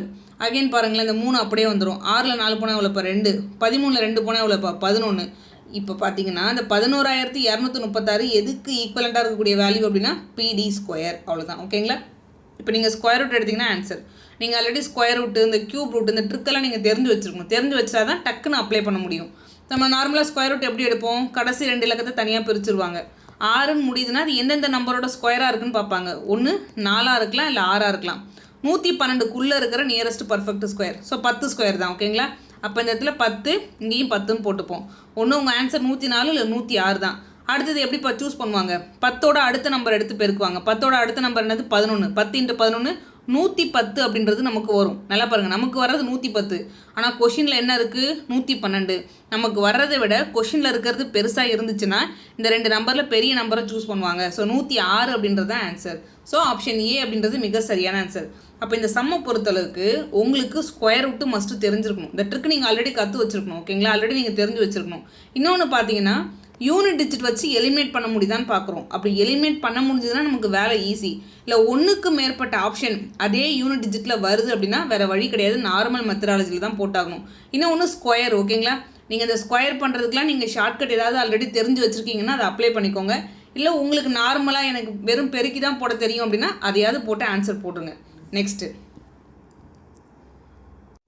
இப்போ இந்த சம் பாருங்களேன்ப்பா, அதே மாடல் தான். ஆனால் இருந்தாலும் இந்த ஈஸியாக யூனிட் டிஜிட் வச்சே போட்டுடலாம். ஜஸ்ட் இது ஒரு கொஷின் மட்டும் போட்டு காமிச்சிடுறேன். ரிமைனிங் இருக்கிறதுல நீங்களே ஒர்க் அவுட் பண்ணுங்கள். இப்போ பாருங்களேன், P is any point inside the rectangle அப்படின்னு சொல்லிட்டாங்க. ஒரு ரெக்டாங்கிள் இருக்கார். அது என்னது? இப்போ ஏ பி சி டி இப்படி வச்சுக்கோங்க. ஸோ பி வந்து எனி பாயிண்ட் அப்படின்ட்டாங்க, அவ்வளோதான். இப்போ நான் இப்படி கொண்டு வந்து கனெக்ட் பண்ணுறேன். எல்லா கார்னரையும் கொண்டு வந்து அது கூட கனெக்ட் பண்ணுறேன்னு வச்சுக்கோங்களேன். ஸோ எப்படி பாருப்பார் இந்த தியரம் என்னப்பா? So AP square plus PC square which is equal to BP square plus PD square. ஓகேங்களா? இந்த தியரம் உங்களுக்கு தெரிஞ்சிருக்கணும். இந்த இடத்துல ஏபி அப்படின்றது என்னப்பா? அவன் என்ன கொடுத்துருக்கான்? ஸோ பிஏ ஏபி ரெண்டுமே ஒன்று தான். 85ஓட ஸ்கொயர் ப்ளஸ் பிசி என்னப்பா சொல்கிறான்? ஒரு 5 ஸ்கொயர் இருக்காரு. ஸோ பிபி என்னப்பா சொல்லியிருக்கான்? ஒரு 65 ஸ்கொயர் ப்ளஸ் பிடி ஸ்கொயர். ஓகேங்களா? இப்போ இந்த இடத்துல பிடியோட வேல்யூ என்ன அப்படின்றத நான் கண்டுபிடிக்க போகிறேன். இப்போ பாருங்களேன், 5 ஸ்கொயர் பண்ணிங்கன்னா 5 × 5 25, 5 தான் முடியும். அகைன் இங்கே 5 ஸ்கொயர் பண்ணிங்கனாலும் 5 × 5 25. ஸோ கடைசி இலக்கம் 5 தான் முடியும். இங்கேயும் பார்த்தீங்கன்னா அதே 5 தான் முடியும். ஸோ இங்கே 5ன்னு முடியக்கூடியது தான் எனக்கு தேவை. ஏன்னா இதை நான் ஆட் பண்ணுறேன்னா 5 + 5 10ன்னு வரும். அதே மாதிரி இந்த 5 கூட நான் எதை ஆட் பண்ணால் 10 வரும்னு பார்த்தீங்கன்னா 5 ஆட் பண்ணால் தான் 10 வரும். அப்போ எனக்கு இந்த இடத்துல வரக்கூடிய நம்பர் அப்படின்றது 5 தான் வரணும். இப்போ ஃபஸ்ட்டு ஆப்ஷன் எடுத்து செக் பண்ணி பாருங்கள். 8 ஸ்கொயர் பண்ணால் 64. அப்போ கடைசி இலக்கம் 4ன்னு முடியும். கிடையவே கிடையாது. இந்த இடத்துல பாருங்களேன், 1 ஸ்கொயர் பண்ணால் கடைசி இலக்கம் 1 கிடையவே கிடையாது. அடுத்து 3 ஸ்கொயர் பண்ணால் 9 கிடையவே கிடையாது. ஸோ அப்போது ஆப்ஷன் டி மட்டும்தான் அவன் சொல்கிற கண்டிஷன் படி வராங்க. 55ன்னு வரும்போது 5 ஸ்கொயர் பண்ணும்போது 5னே முடியும். அப்போ இந்த மாதிரி நமக்கு ஆப்ஷனை வச்சு எலிமினேட் பண்ண முடிஞ்சதுன்னா வேலை ரொம்ப ஈஸி. ஒரு சில டைம் அது முடியாத போது நீங்கள் நார்மல் மெத்தடாலஜியில் போட்டாகணும். ஸோ இந்த மாதிரி சம்மில் நீங்கள் டைம் சேவ் பண்ணால் மட்டும்தான் கொஞ்சம் டைம் எடுக்கிற கொஷினில் உங்களால் போட முடியும், இல்லைனா டைம் இருக்காது. த நெக்ஸ்ட்டு இப்போ அடுத்து இந்த கொஷின் பாருங்களாப்பா. ஒரு முக்கோணத்தோட உள்வட்ட ஆரம் கொடுத்துட்டாங்க 8 சென்டிமீட்டர். அதன் பக்கங்களின் நீளங்களின் கூடுதல். ஓகேங்களா? ஒரு முக்கோணம் இருக்குன்னா பக்கம் எத்தனை பக்கம்ப்பா? 3 பக்கம் தான் இருக்கும். இதோட கூடுதல் அப்போ A + B + C கொடுத்துருக்காங்க 60 சென்டிமீட்டர். தட் இஸ் என்னப்பா? பெரிமீட்டர், சுற்றளவுன்னு அர்த்தம். முக்கோணத்தின் பரப்பளவை காண்க. இப்போ இந்த உள்வட்ட ஆரம்னா என்ன? நம்ம நேற்று கிளாஸில் ஒன்று பார்த்துருப்போம். உள்வட்ட மையம்னா என்னன்னு சொல்லி கொடுத்துருப்பேன். அதாவது ஒரு முக்கோணத்தோட 3 ஆங்கிளுமே பாதியாக பிரிஞ்சு ஒரு சர்டைன் பாயிண்டில் மீட் பண்ணிக்கும். அதுக்கு பேர் தான் இன்சென்டர், உள்வட்ட மையம் அப்படின்னு சொல்லியிருக்கேன். அதை வச்சு ஒரு சர்க்கிள் வரைவாங்க. அதுக்கு பேர் தான் இன் சர்க்கிள் அப்படின்னு நான் சொல்லியிருக்கேன். ஓகேங்களா? ஸோ அடுத்து இன்னொரு விஷயமும் சொல்லியிருப்பேன். அதுக்கு ஒரு ஃபார்முலா ஒன்று சொல்லியிருப்பேன். அந்த ஆங்கிள் பிஐசி கேட்குறாங்க அப்படின்னா 90 + ஆங்கிள் ஆஃப் A/2. ஒருவேளை வந்து ஏஐபி கேட்குறாங்க அப்படின்னா 90 + ஆங்கிள் ஆஃப் C/2. இந்த மாதிரி ஃபார்முலா எல்லாமே நம்ம பார்த்துருப்போம். இதில் இன்றைக்கி பார்க்க போகிறது ரேடியஸ் வச்சு. இப்போ ஒரு சர்க்கிள் இருக்குன்னு வச்சுக்கோங்களேன். இந்த சென்டர் பாயிண்ட்லேருந்து நான் எந்த பக்கம் கனெக்ட் பண்ணாலும் ரேடியஸ் அப்படின்னு சொல்லுவேன். இந்த இடத்துல உள்மையம் அப்படின்றதால இதை வந்து என்ன சொல்கிறாங்க? இந்த ஆரத்துக்கு பேர் உள்வட்ட ஆரம் அப்படின்னு சொல்கிறாங்க. இன் சென்டர் அப்படின்னு இருக்கிறதால இதுக்கு பேர் இன் ரேடியஸ் அப்படின்னு சொல்கிறாங்க. வேறு எதுவும் கிடையாது. இப்போ இன் ரேடியஸ் வச்சு ஒரு ஃபார்முலா இருக்காருப்பா. அது என்ன அப்படின்னு பார்த்தீங்கன்னா ஏரியா பை செமி பெரிமீட்டர். இதெல்லாம் டெரிவேட் ஃபார்முலா, நீங்கள் அப்படியே யூஸ் பண்ணிக்கோங்க. இது இன்னும் ஷார்ட்டாக எப்படி ஞாபகத்தில் வச்சுக்கலாம் அப்படின்னு பார்த்தீங்கன்னா I which is equal to A/S, IAS அப்படின்னு ஞாபகத்தில் வச்சுக்கோங்க. ஸோ இன் ரேடியஸ் எவ்வளோப்பா கொடுத்துருக்கான்? 8 சென்டிமீட்டர். ஓகே. ஸோ ஏரியா அப்படின்றது என்னப்பா, அதான் நம்மளை பார்த்து கண்டுபிடிக்க சொல்கிறான். முக்கோணத்தின் பரப்பளவு தான் கேட்குறான். செமி பெரிமீட்டர் எனக்கு சுற்றளவு தெரியும் 60ன்னு சொல்லிட்டு, 60ல் பாதி தான் என்னப்பா செமி பெரிமீட்டர். ஓகேங்களா, ஏன்னா இது சுற்றளவில் பாதி தான் செமி பெரிமீட்டர். அப்போ 60ல் பாதி என்னது, ஸோ 30. இப்படி குறுக்கு பெருக்கல் பண்ணிக்கோங்க. 8 × 3 எவ்வளோப்பா, 24, ஒரு 0. அப்போ ஏரியா அப்படின்றது 240 சதுர சென்டிமீட்டர் ஸ்கொயர். எங்கே இருக்காரு, ஆப்ஷன் பி அப்படின்றது மிக சரியான ஆன்சர். அப்போ இந்த விஷயம்லாம் உங்களுக்கு தெரிஞ்சிருக்கணும். ஓகே, இன் சென்டர்னு ஒருத்தர் இருக்காரு, அதை வச்சு ஒரு சர்க்கிள் வரைய முடியும், அதுக்கு பேர் இன் சர்க்கிள். அந்த இன் ரேடியஸ் வச்சு ஒரு ஃபார்முலா இருக்காரு, ஏரியா பை செமி பெரிமீட்டர். தெரிஞ்சுது அப்படின்னா டேரெக்டாக அப்ளை பண்ணலாம், இல்லைனா கொஞ்சம் கஷ்டம். ஓகேங்களா, ஸோ ஃபார்முலாவை நல்லா தெரிஞ்சு வச்சுக்கோங்க. தென் நெக்ஸ்ட்டு இப்போ அடுத்து இந்த கொஸ்டின் பாருங்களேன். இப்போ 18 சென்டிமீட்டர் பக்கம் உள்ள சமபக்க முக்கோணம் ஏபிசியில் முக்கோணத்தின் பக்கங்களில் இருந்து, ஓகேங்களா, நடுக்கோட்டு மையம் ஜியின் செங்குத்து தூரங்களின் கூடுதல் என்ன அப்படின்னு கொஸ்டின் கேட்குறான். ஃபஸ்ட்டு நடுக்கோட்டு மையம்னா என்னன்னு தெரிஞ்சிருக்கணும். ஓகேங்களா, இப்போ ஒரு முக்கோணம் இருக்குன்னு வச்சுக்கோங்களேன். இப்போ நமக்கு வந்து சமபக்க முக்கோணத்தை கொடுத்துட்டாங்க. இப்போ பாருங்கள், இப்போ எல்லா பக்கமும் 4 சென்டிமீட்டர்னு எடுத்துக்கோங்களேன். இதை பாதி பாதியாக பிரிச்சுருங்க, 2 சென்டிமீட்டராக பிரிச்சிடுறேன், ஒவ்வொரு பகுதியும் பிரிச்சிடுறேன். பிரிச்சுட்டு இந்த பாயிண்ட் இருக்குது பார்த்தீங்களா, இதை ஆப்போசிட் வேர்டர்ஸ் கூட கனெக்ட் பண்ணுறேன். ஸோ இதே மாதிரி இதை கொண்டு வந்து இதை கனெக்ட் பண்ணுறேன், இதை கொண்டு வந்து இங்கே கனெக்ட் பண்ணுறேன். இப்படி கனெக்ட் பண்ணுறேன் பார்த்தீங்களா, இதுக்கு பேர் வந்து நடுக்கோடு அப்படின்னு சொல்லுவாங்க, மீடியன் அப்படின்னு சொல்லுவாங்க. ஓகேங்களா, நடுக்கோடு மீடியன் அப்படின்னு சொல்லுவாங்க. இவங்க எல்லாரும் ஒரு பாயிண்டில் மீட் பண்ணிக்கிறாங்க பார்த்தீங்களா, அந்த சென்டர் ஆஃப் த பாயிண்ட் இருக்குது பார்த்தீங்களா, இதுக்கு பேர் தான் சென்ட்ராய்டு, நடுக்கோட்டு மையம். ஜி அப்படின்னு சொல்லிட்டு டினோட் பண்ணுவாங்க, பெரும்பாலும் ஜின்னு தான் சொல்லுவாங்க. இப்போ இது சமபக்க முக்கோணம் ஏபிசி அப்படின்னு எடுத்துக்கிட்டோம். ஓகேங்களா, இப்போ பார்த்தீங்கன்னா இது ஒரு 3 முக்கோணமாக பிரியும்ப்பா. இப்போ பாருங்கள், ஸோ இந்த இடத்துல ஜியை வச்சுக்கோங்களேன், பிஜிசி ஒரு முக்கோணம், கரெக்டுங்களா. ஸோ இவர் வந்து ஒரு முக்கோணம், கரெக்டுங்களா. அதே மாதிரி ஸோ ஏஜிசி ஒரு முக்கோணம், கரெக்டுங்களா. இந்த பக்கம் ஒரு முக்கோணம் இருக்கார். அதுக்கப்புறம் ஏஜிபி அப்படின்றது ஒரு முக்கோணம். இப்போ பாருங்கள், நான் சென்ட்ராய்டு வரையும் பொழுது ஒரு 3 முக்கோணமாக பிரிகிறாங்க. இதை பேஸ் பண்ணி ஒரு ப்ராப்பர்ட்டி இருக்குது, ப்ராப்பர்ட்டி தெரிஞ்சாலும் இந்த சம் சால்வ் பண்ண முடியும். இப்போ பாருங்கள், இந்த குட்டி குட்டி முக்கோணத்தோட ஹைட்டு, ஒரு முக்கோணத்துக்கு நான் ஹைட் எப்படி கண்டுபிடிப்பேன், இந்த வேர்டெக்ஸ்லேருந்து ஒரு பர்பண்டிகுலர் வரைஞ்சேன் அப்படின்னா எனக்கு அதோட ஹைட் அப்படின்றது கிடச்சிரும். இது சமபக்கம் முக்கோணமாக இருக்கிறதால, நல்லா பாருங்கள், சமபக்கம் முக்கோணமாக இருக்கிறதால ஸோ இந்த பக்கம் ஒரு ஹைட்டு வரைஞ்சாலும் சரி, இந்த பக்கம் ஒரு ஹைட்டு வரைஞ்சாலும் சரி, மொத்தம் 3 ஹைட்டு வரைவேன். அந்த 3 ஹைட்டோட கூடுதல் அப்படின்றது எதுக்கு சமமாக இருக்கும் அப்படின்னு பார்த்தீங்கன்னா, இந்த ஈக்குவலேட்ரல் ட்ரையாங்கிளோட ஹைட்டுக்கு சமமாக இருக்கும். இது ப்ராப்பர்ட்டி. ஓகேங்களா, ஈக்குவலேட்ரல் ட்ரையாங்கிளோட ஹைட் அப்படின்றது எதுக்கு சமமாக இருக்கும் அப்படின்னு பார்த்தீங்கன்னா, அந்த 3 குட்டி குட்டி ட்ரையாங்கிளோட ஹைட்டுக்கு சமமாக இருக்கும். ஸோ H1 + H2 + H3 இதான் முக்கியமான ப்ராப்பர்ட்டி. ஓகேங்களா, அது அப்படியே கொஞ்சம் நமக்கு லைட்டாக ரிவர்ஸாக கொடுத்துருக்கான். என்ன கேட்டிருக்கான் அப்படின்னு பார்த்தீங்கன்னா, முக்கோணத்தின் பக்கங்களிலிருந்து, ஸோ இந்த மாதிரி ஒவ்வொரு பக்கங்களிலிருந்து நடுக்கோட்டு மையத்துக்கு ஜியின் செங்குத்து தூரம், நல்லா பாருங்கள், ஜி இங்கே இருக்கார், இதோட பர்பண்டிகுலர் டிஸ்டன்ஸ்னால் இதுதான். ஓகேங்களா, அந்த தூரங்களின் கூடுதல், தட் இஸ் அந்த ஹைட் அப்படின்றது என்ன அப்படின்னு கொஸ்டின் கேட்குறான். நல்லா பாருங்கள், செங்குத்து தூரங்களின் கூடுதல். அப்போ H1 + H2 + H3 அதோட கூடுதல் எதுக்குப்பா சமமாக இருக்கும், ஈக்குவலேட்ரல் ட்ரையாங்கிளோட ஹைட்டுக்கு சமமாக இருக்கும். ஈக்குவலேட்ரல் ட்ரையாங்கிள் சமபக்க முக்கோணத்துக்கான ஹைட்டுக்கான ஃபார்முலா என்னது, √3/2 ஏ அப்படின்றது என்னப்பா பக்க அளவு. அவனே தான் கொடுத்துட்டானே 18 சென்டிமீட்டர் பக்கம்னு சொல்லிட்டு. அப்போ √3/2 × 18 அடிச்சு போட்டு பாருங்கள், 9√3 எங்கேப்பா இருக்காரு, ஆப்ஷன் ஏ அப்படின்றது மிக சரியான ஆன்சர். அப்போ இந்த சம்மை பொறுத்தளவுக்கு ஓகே, சென்ட்ராய்டுன்னு ஒருத்தர் இருப்பார், நடுக்கோட்டு மையம்னு ஒருத்தர் இருப்பார், ஈக்குவலேட்ரல் ட்ரையாங்கிளோட ஹைட் அப்படின்றது எதுக்கு சமமாக இருக்கும் அப்படின்னு பார்த்தீங்கன்னா, இந்த H1 + H2 + H3 இதோட கூடுதலுக்கு சமமாக இருக்கும். அதாவது இந்த சென்ட்ராய்டோட செங்குத்து தூரங்களின் கூடுதலுக்கு சமமாக இருக்கும் அப்படின்னு தெரிஞ்சாதான் இந்த சம்முக்கு ஆன்சர் பண்ண முடியும். நெக்ஸ்ட்டு இப்போ அடுத்து இந்த கொஸ்டின் பாருங்களேன்ப்பா. செங்கோணம் முக்கோணம் ஏபிசியில் பியில் செங்கோணம் அப்படின்னு சொல்லிட்டாங்க. ஓகேங்களா, நான் இப்போ ஒரு ரைட் ஆங்கிள் ட்ரையாங்கிள் வரைய போகிறேன். இந்த ரைட் ஆங்கிள் எங்கே இருக்குது அப்படின்னு பார்த்தீங்கன்னா பியில் இருக்குது அப்படின்னு சொல்லிட்டாங்க. அப்போ இது ஏ, இது சி. ஓகேங்களா, இந்த இடத்துல 90 டிகிரி இருக்குது. வேறு என்னப்பா சொல்லியிருக்காங்க, ஏபியோட லென்த் அப்படின்றது கொடுத்துட்டாங்க 8 சென்டிமீட்டர். ஓகே, அதுக்கப்புறம் பாருங்கள், ஏஓ என்ற கோடு வரையப்படுகிறது.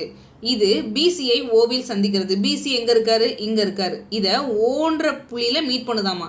அப்போ ஏஓ எப்படி இருக்கணும், ஸோ இந்த மாதிரி நான் வரைஞ்சாதான் இதை ஓன்ற புள்ளியில் பிசியை மீட் பண்ணும். ஓகே, அதுக்கப்புறம் பாருங்களேன், ஏஓ = ஓசி அப்படின்னு சொல்லிட்டாங்க. எங்கே பாருக்காரு, இது ஏஓ, இது ஓசி. அதோட லென்த்து கொடுத்துட்டாங்க 10 சென்டிமீட்டர் அப்படின்றத அவங்க கொடுத்துட்டான். ஓகே, நம்மளை பார்த்து என்ன கொஸ்டின் கேட்குறாங்க, முக்கோணம் ஏபிசியின் பரப்பளவு. ஓகேங்களா, இப்போ ஏபிசி இதோட பரப்பளவுக்கான ஃபார்முலா என்னப்பா, ½ ஓகேங்களா, ஒரு ரைட் ஆங்கிள் ட்ரையாங்கிளோட ஏரியாக்கான ஃபார்முலா என்னது, ½ பி அப்படின்றது பேஸு, ஹச் அப்படின்றது ஹைட்டு.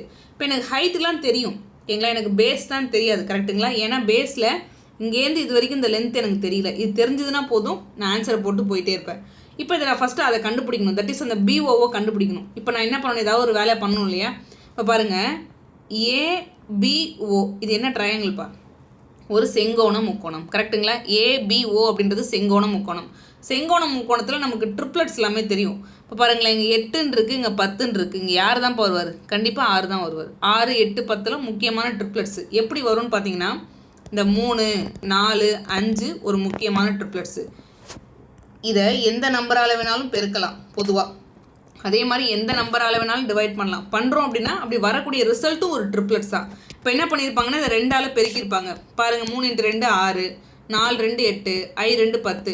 இதில் கொண்டு போய் நீங்கள் பித்தாகரஸ் தியரம் அப்ளை பண்ணிங்கன்னா அந்த கண்டிஷன் சாட்டிஸ்ஃபை ஆகும். அப்போ கண்டிப்பாக இந்த இடத்துல 6ன்னு வந்தால் தான் 6, 8, 10ன்றது வந்திருக்கும். இப்போ பாருங்களேன், எனக்கு அடிப்பக்கம் முழுவதும் தெரியுது, 16ன்னு தெரிஞ்சு போச்சு, ஹைட்டும் தெரியுது. ஏரியா கண்டுபிடிச்சிடலாமா. ஸோ ½ இன்ட்டு பேஸ் எவ்வளோப்பா 16 இன்ட்டு ஹைட் எவ்வளோப்பா 8. சிம்பிளிஃபை பண்ண ஆன்சர் O2 2 எவ்வளோப்பா 8 × 2 16, 8 × 8 எவ்வளோது 64 cm². எங்கே இருக்காரு, ஆக்சுவலி இதோட ஆன்சர் தப்பு, ஆனால் ஆப்ஷன் சி அப்படின்றது தான் மிக சரியான ஆன்சர். 64 cm² அப்படின்றது தான் கரெக்டு. இதில் பி அப்படின்னு சொல்லிட்டு ரினோட் பண்ணி வச்சுருக்காங்க, அதை விட்டுருங்க. த நெக்ஸ்ட்டு, இப்போ இந்த கொஸ்டின் பாருங்களாப்பா, முக்கோணம் MNRல் ஓகேங்களா. ஒரு முக்கோணம் MNR நான் போட்டுக்கிட்டேன். இது M, இது N, இது R. ஸோ அடுத்து என்னப்பா சொல்கிறாங்க, MN மற்றும் MR பக்கங்கள் முறையே P மற்றும் Qக்கு நீட்டிக்கப்படுகிறது அப்படின்னு சொல்லிட்டாங்க. இந்த MN பக்கத்தை எக்ஸ்டெண்ட் பண்ணுறாங்க, அதே மாதிரி MR பக்கத்தை எக்ஸ்டெண்ட் பண்ணுறாங்க. அதுக்கு பேரும் கொடுத்துருக்காங்க. ஸோ P and Qன்னு பேரும் கொடுக்குறாங்க ஓகேங்களா. அதுக்கப்புறம் பாருங்களாப்பா, ஆங்கிள் PNR, PNR எங்கே இருக்காருன்னு பாருங்கள். ஸோ PNR ஓகேங்களா, இந்த ஆங்கிளை பற்றி பேசுகிறாங்க. அதுக்கப்புறம் QRN, ஸோ இந்த ஆங்கிளை பற்றி பேசுகிறாங்க ஓகேங்களா. இந்த ஆங்கிளோட இரு சமவெட்டிகள் எக்ஸ் என்ற புள்ளியில் வெட்டுகின்றன அப்படின்னு சொல்லிட்டாங்க ஓகேங்களா. இரு சமவெட்டிகள்னா இந்த ஆங்கிளோட பைசெக்டார் அப்படின்னு அர்த்தம். இப்போ இது எத்தனை டிகிரி இருக்குன்னு எனக்கு தெரியாது, ஆனால் இது என்ன பண்ணுது, பாதி பாதியாக அப்படியே நீட்டிகிட்டே போகுது. அதே மாதிரி இந்த ஆங்கிள் எத்தனை டிகிரி இருக்குன்னு எனக்கு தெரியாது, ஆனால் பாதி பாதியாக அது அப்படியே எக்ஸ்டெண்ட் பண்ணிட்டே போயிட்டு ஒரு சர்டைன் பாயிண்டில் மீட் பண்ணுது. அந்த பாயிண்ட்டுக்கு பேர் தான் எக்ஸ்ன்னு அவன் கொடுத்துட்டான் ஓகேங்களா. ஓகே, அதுக்கப்புறம் பாருங்களேன், ஆங்கிள் எக்ஸ் அப்படின்றதையும் கொடுத்துட்டான். இந்த ஆங்கிள் அப்படின்றது 75 டிகிரி அப்படின்றதையும் கொடுத்துட்டான். 2 டைம்ஸ் ஆஃப் ஆங்கிள் M என்ன அப்படின்னு தான் கொஷின் கேட்குறான் ஓகேங்களா. இந்த எம்மோட 2 மடங்கு என்ன அப்படின்றது தான் கொஷின். கொஞ்சம் யோசிச்சு பாருங்கள், இதுக்கு பின்னாடி ஒரு கான்செப்ட் இருக்குது. அந்த கான்செப்ட் தெரிஞ்சால் தான் இந்த சம்மை நம்மளால் அப்ரோச் பண்ண முடியும். இந்த ஆங்கிள் பைசெக்டார் அப்படின்ற வார்த்தையை நீங்கள் வேறு எங்கே படிச்சிருக்கீங்க ஓகேங்களா. கோணங்களின் இரு சமவெட்டி, நம்ம லாஸ்ட் கிளாஸில் இன் சென்டர் உள்மையம் அப்படின்றத படிச்சிருப்போம். அது எப்படி படிச்சிருப்போம், இப்போ ட்ரையாங்கிள் இருக்கார் அப்படின்னா அது உள்ளே இருக்கக்கூடிய, நல்லா பாருங்கள், உள்ளே இருக்கக்கூடிய ஆங்கிள் அப்படின்றது பாதி பாதியாக வெட்டிக்கிட்டு ஒரு சர்டைன் பாயிண்டில் மீட் பண்ணோம். ஸோ அதுக்கு பேர் தான் இன் சென்டர் உள்மையம் அப்படின்னு அர்த்தம். அதை வச்சு வரையக்கூடிய சர்க்கிளுக்கு பேர் உள் வட்டம் அப்படின்னு சொல்லுவோம் ஓகேங்களா. இன் சர்க்கிள் அப்படின்னு சொல்லுவோம். அதே மாதிரி எக்ஸ் சென்டர் அப்படின்னு ஒரு கான்செப்ட் இருக்காரு ஓகேங்களா. அதே மாதிரி எக்ஸ் சென்டர் வெளிமையம் அப்படின்னு ஒரு கான்செப்ட் இருக்காரு. இப்போ இந்த டயக்ராம் பாருங்களேன், இப்போ முக்கோணம் ABC கொடுத்துருக்காங்க. இப்போ பார்த்தீங்கன்னா இந்த பக்கத்தை அப்படியே எக்ஸ்டெண்ட் பண்ணுறாங்க, அதே மாதிரி இந்த பக்கத்தை எக்ஸ்டெண்ட் பண்ணுறாங்க. பக்கத்தை எக்ஸ்டெண்ட் பண்ணும்போது வெளிப்புறத்தில் கண்டிப்பாக 2 ஆங்கிள் இருக்குது. இந்த பக்கம் ஒரு ஆங்கிள், இந்த பக்கம் ஒரு ஆங்கிள் இருக்குது.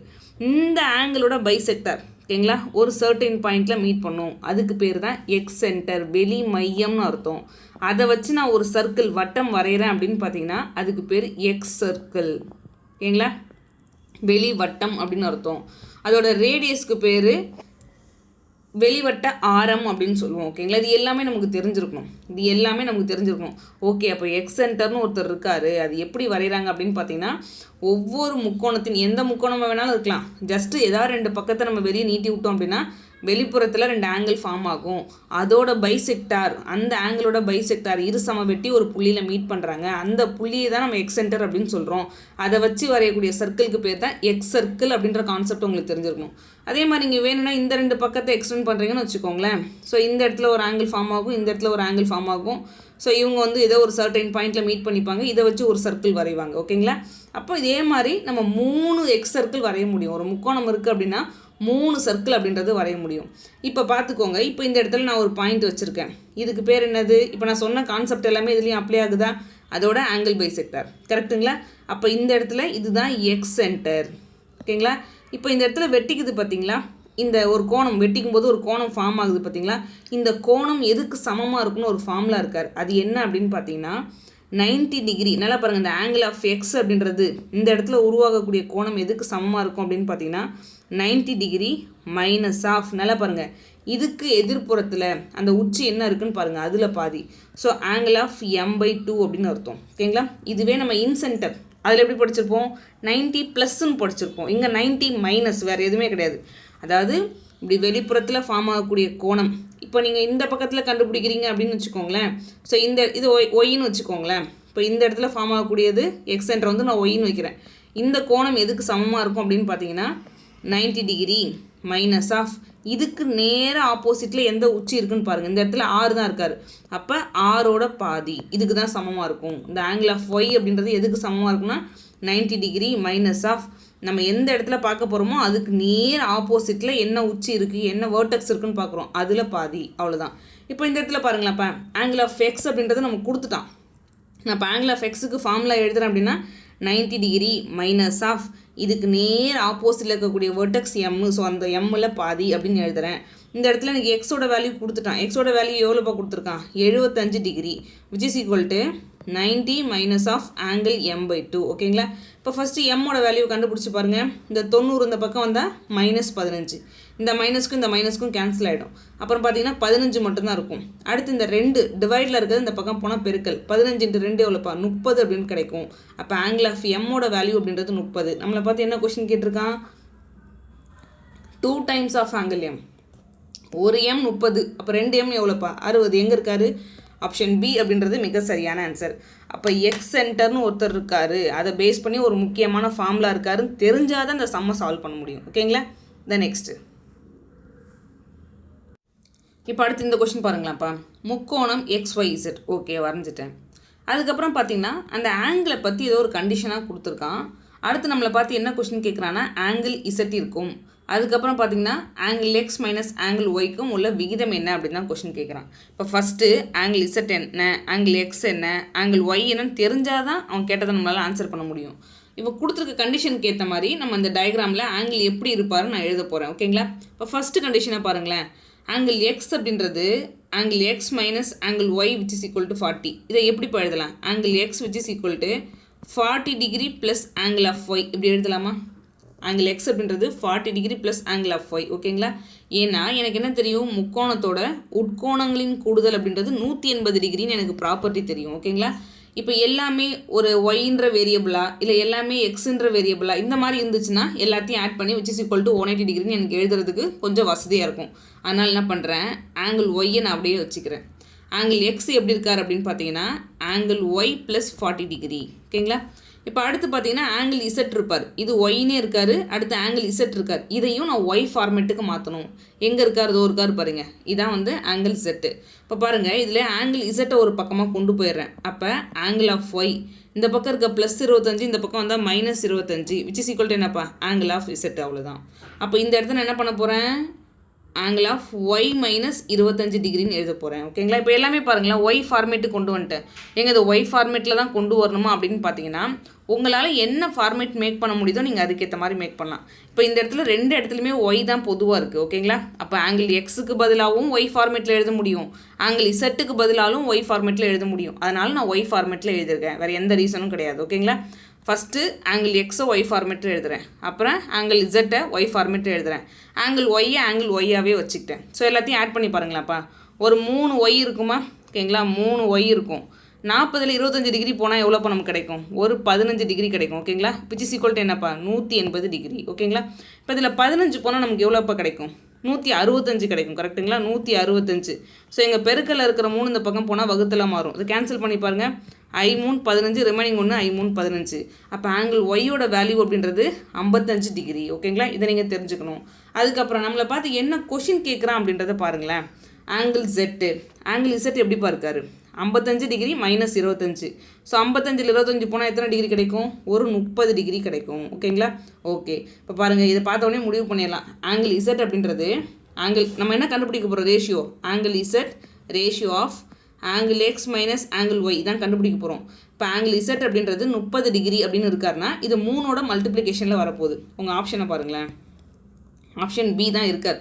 இருந்தாலும் நீங்கள் வேணால் அடுத்தும் செக் பண்ணி பாருங்கள். இப்போ அடுத்து பார்த்தீங்கன்னா angle x minus angle y. ஓகேங்களா, எப்படி எழுதலாம்? ஆங்கிள் எக்ஸ் எப்படி எழுதலாம்? ஒய்க்கு 55 டிகிரி இருக்கார் ப்ளஸ் ஒரு 40 டிகிரி. அப்போ ஆங்கிள் எக்ஸ் அப்படின்றது மொத்தம் 95 டிகிரி.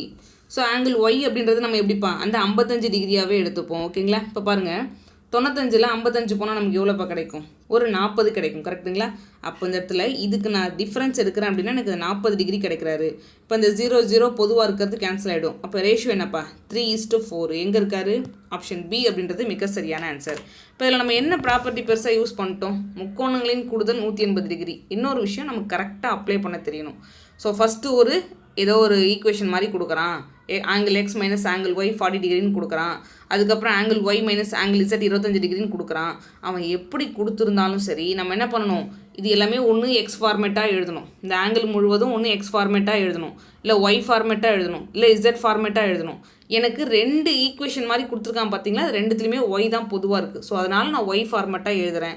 எழுதும்போது எனக்கு ஆன்சர் வராது. நெக்ஸ்ட்டு நம்ம தமிழ்வேல் அகாடமி ஆப்பில் என்னென்ன ஃபெசிலிட்டிஸ் இருக்குதுன்னு சொல்லிட்டு ஜஸ்ட் ஒரு 1 மினிட்ல சொல்லிடுறேன். நம்ம ஆப்பை நீங்கள் ப்ளே ஸ்டோரில் டவுன்லோட் பண்ணினீங்க அப்படின்னா இந்த மாதிரி தான் உங்களுக்கு விசிபிளாக இருக்கும். இதில் பார்த்தீங்கன்னா பெய்டு கோர்ஸும் இருக்கும், ஃப்ரீ கோர்ஸஸும் இருக்கும். பெய்டு கோர்ஸை பொறுத்தளவுக்கு எஸ்எஸ்சி ஜிடிக்கு பேட்ச் போயிட்டுருக்கு. அதே மாதிரி டிஎன்பிசி மேக்ஸுக்கு போயிட்டுருக்கு. டிஎன்எஸ்ஆர்பி எஸ்ஐ பேட்சுக்கு போயிட்டுருக்கு.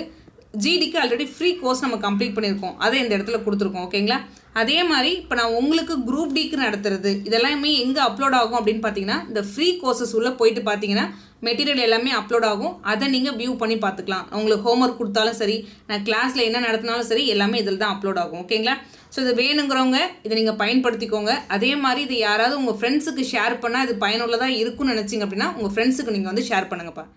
இப்போ அடுத்து இந்த கொஸ்டின் பாருங்களாப்பா. முக்கோணத்தின் உச்சிகள் அந்த வேர்டெக்ஸ் எல்லாமே கொடுத்துட்டு இந்த புள்ளிகளால் உருவாக்கப்பட்ட முக்கோணத்தின் பரப்பளவை காண்க. ஓகேங்களா, இதுக்கு ஒரு ஸ்டாண்டர்டாக ஒரு ஃபார்முலா இருக்கும். ஒன்று இந்த ஃபார்முலா யூஸ் பண்ணலாம், இல்லைனா கிராஃப் வரைஞ்சி அதோட ஏரியா ஆஃப் த ட்ரையாங்கிள் அப்படின்றது கண்டுபிடிக்கலாம். நான் உங்களுக்கு இந்த இடத்துல ஃபார்முலா மெத்தட் மட்டும் சொல்லி கொடுக்குறேன். ஏன்னா கிராஃப் அப்படின்றது இன்னும் ஒரு 2-3 எக்ஸாம்பிள் வச்சு நான் சொன்னால் தான் உங்களுக்கு இன்னும் நல்லா அண்டர்ஸ்டாண்ட் ஆகும். ஸோ கிராஃப் அப்படின்றது one of the easiest method. ஆனால் அது ஒரு 2-3 எக்ஸாம்பிளாவது போடணும். அந்தளவுக்கு நமக்கு டைம் கிடையாது. அதனால் அந்த ஃபார்முலாவை சொல்லிடுறேன். இப்போ பாருங்களேன், இப்போ ஒரு புள்ளி இருக்குது அப்படின்னா ஃபஸ்ட்டு இருக்கிறது எக்ஸ்ன்னு எடுப்போம், அடுத்து ஒய்ன்னு எடுப்போம். இங்கே 3 புள்ளி இருக்குது. அதனால் இது x1, இதை y1 எடுப்போம். இதை x2, இதை y2ன்னு எடுப்போம். இதை x3, இதை y3ன்னு எடுப்போம். ஓகேங்களா, ஸோ இந்த ஃபார்முலாவில் கொண்டு வந்து அப்ளை பண்ணுங்கள். அப்ளை பண்ணாலே ஆன்சர். அதான் ஏரியா ஆஃப் த ட்ரையாங்கிள். இப்போ பாருங்களாப்பா, ½ இன்ட்டு x1 அப்படின்றது என்னப்பா 4, y2 மைனஸ் y3. y2 என்னதுக்கு இங்கே -2, மைனஸ் y3 -2 -2ன்னு வர போகிறார். ஓகேங்களா, அப்போ -4ன்னு எழுதிக்கலாமா? ப்ளஸ் x2ஓட வேல்யூ என்னப்பா? ஒரு 3. அதுக்கப்புறம் பாருங்களேன், y3 மைனஸ் y1. y3 என்னப்பா? 2. ஓகேங்களா, 2 மைனஸ் ஆஃப் -6ன்னு கிடைக்கும். 2 மைனஸ் ஆஃப் -6ன்னு கிடைக்கும்.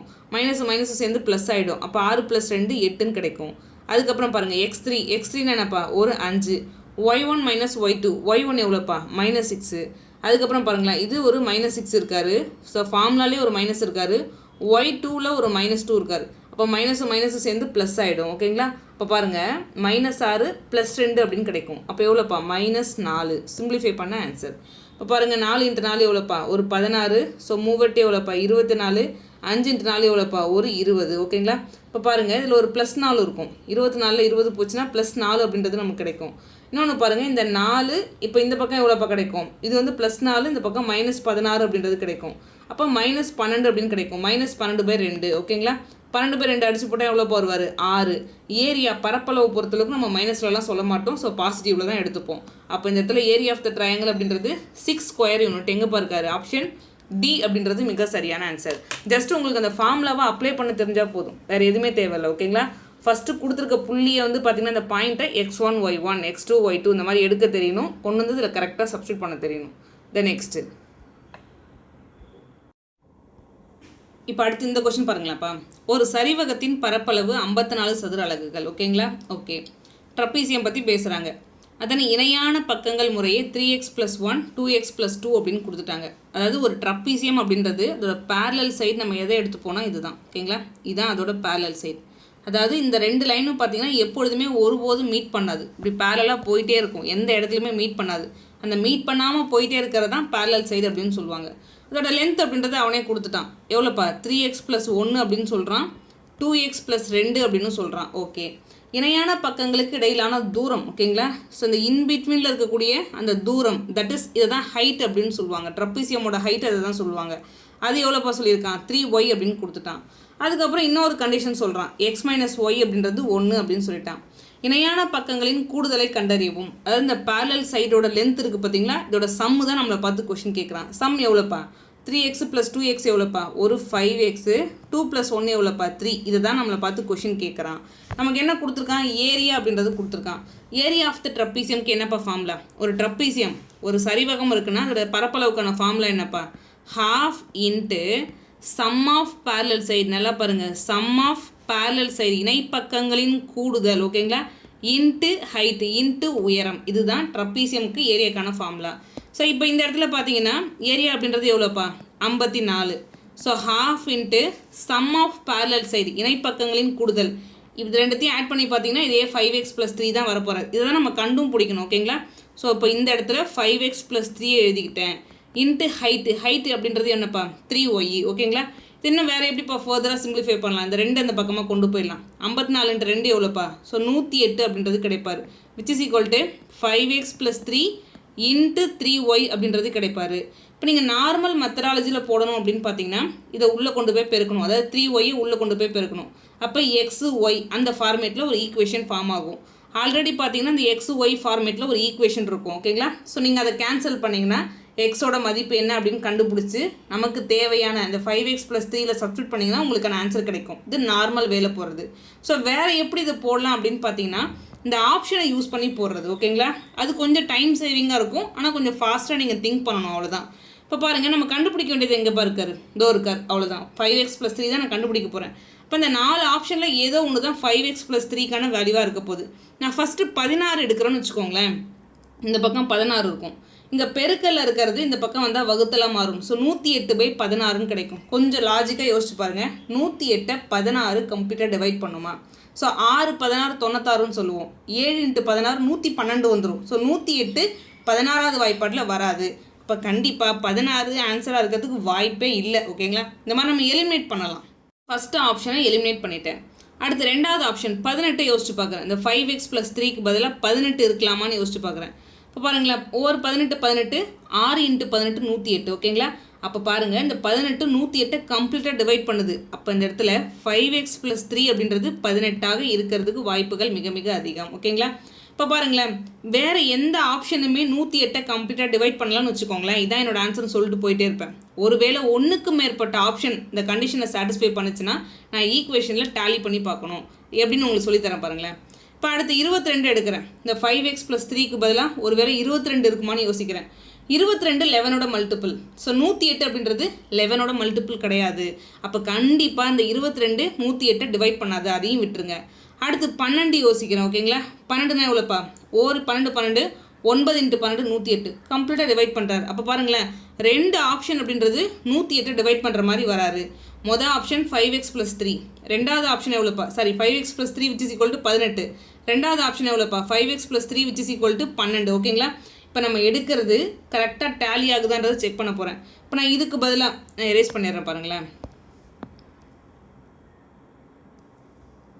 இப்போ இந்த இடத்துல பாருங்கப்பா, இதுக்கு பதிலாக நான் 18 போடுறேன் அப்படின்னா இன்ட்டு 3y அப்படின்றது கிடைக்கும். விச் இஸ் ஈக்குவல் டு என்னப்பா 108. ஸோ ஓர் 18 18 6 × 18 108. அகைன் ஓர் 3 3 2 3 6. ஸோ ஒய்யோட மதிப்பு நமக்கு என்னப்பா கிடைக்கும் 2ன்றது கிடைக்கும்.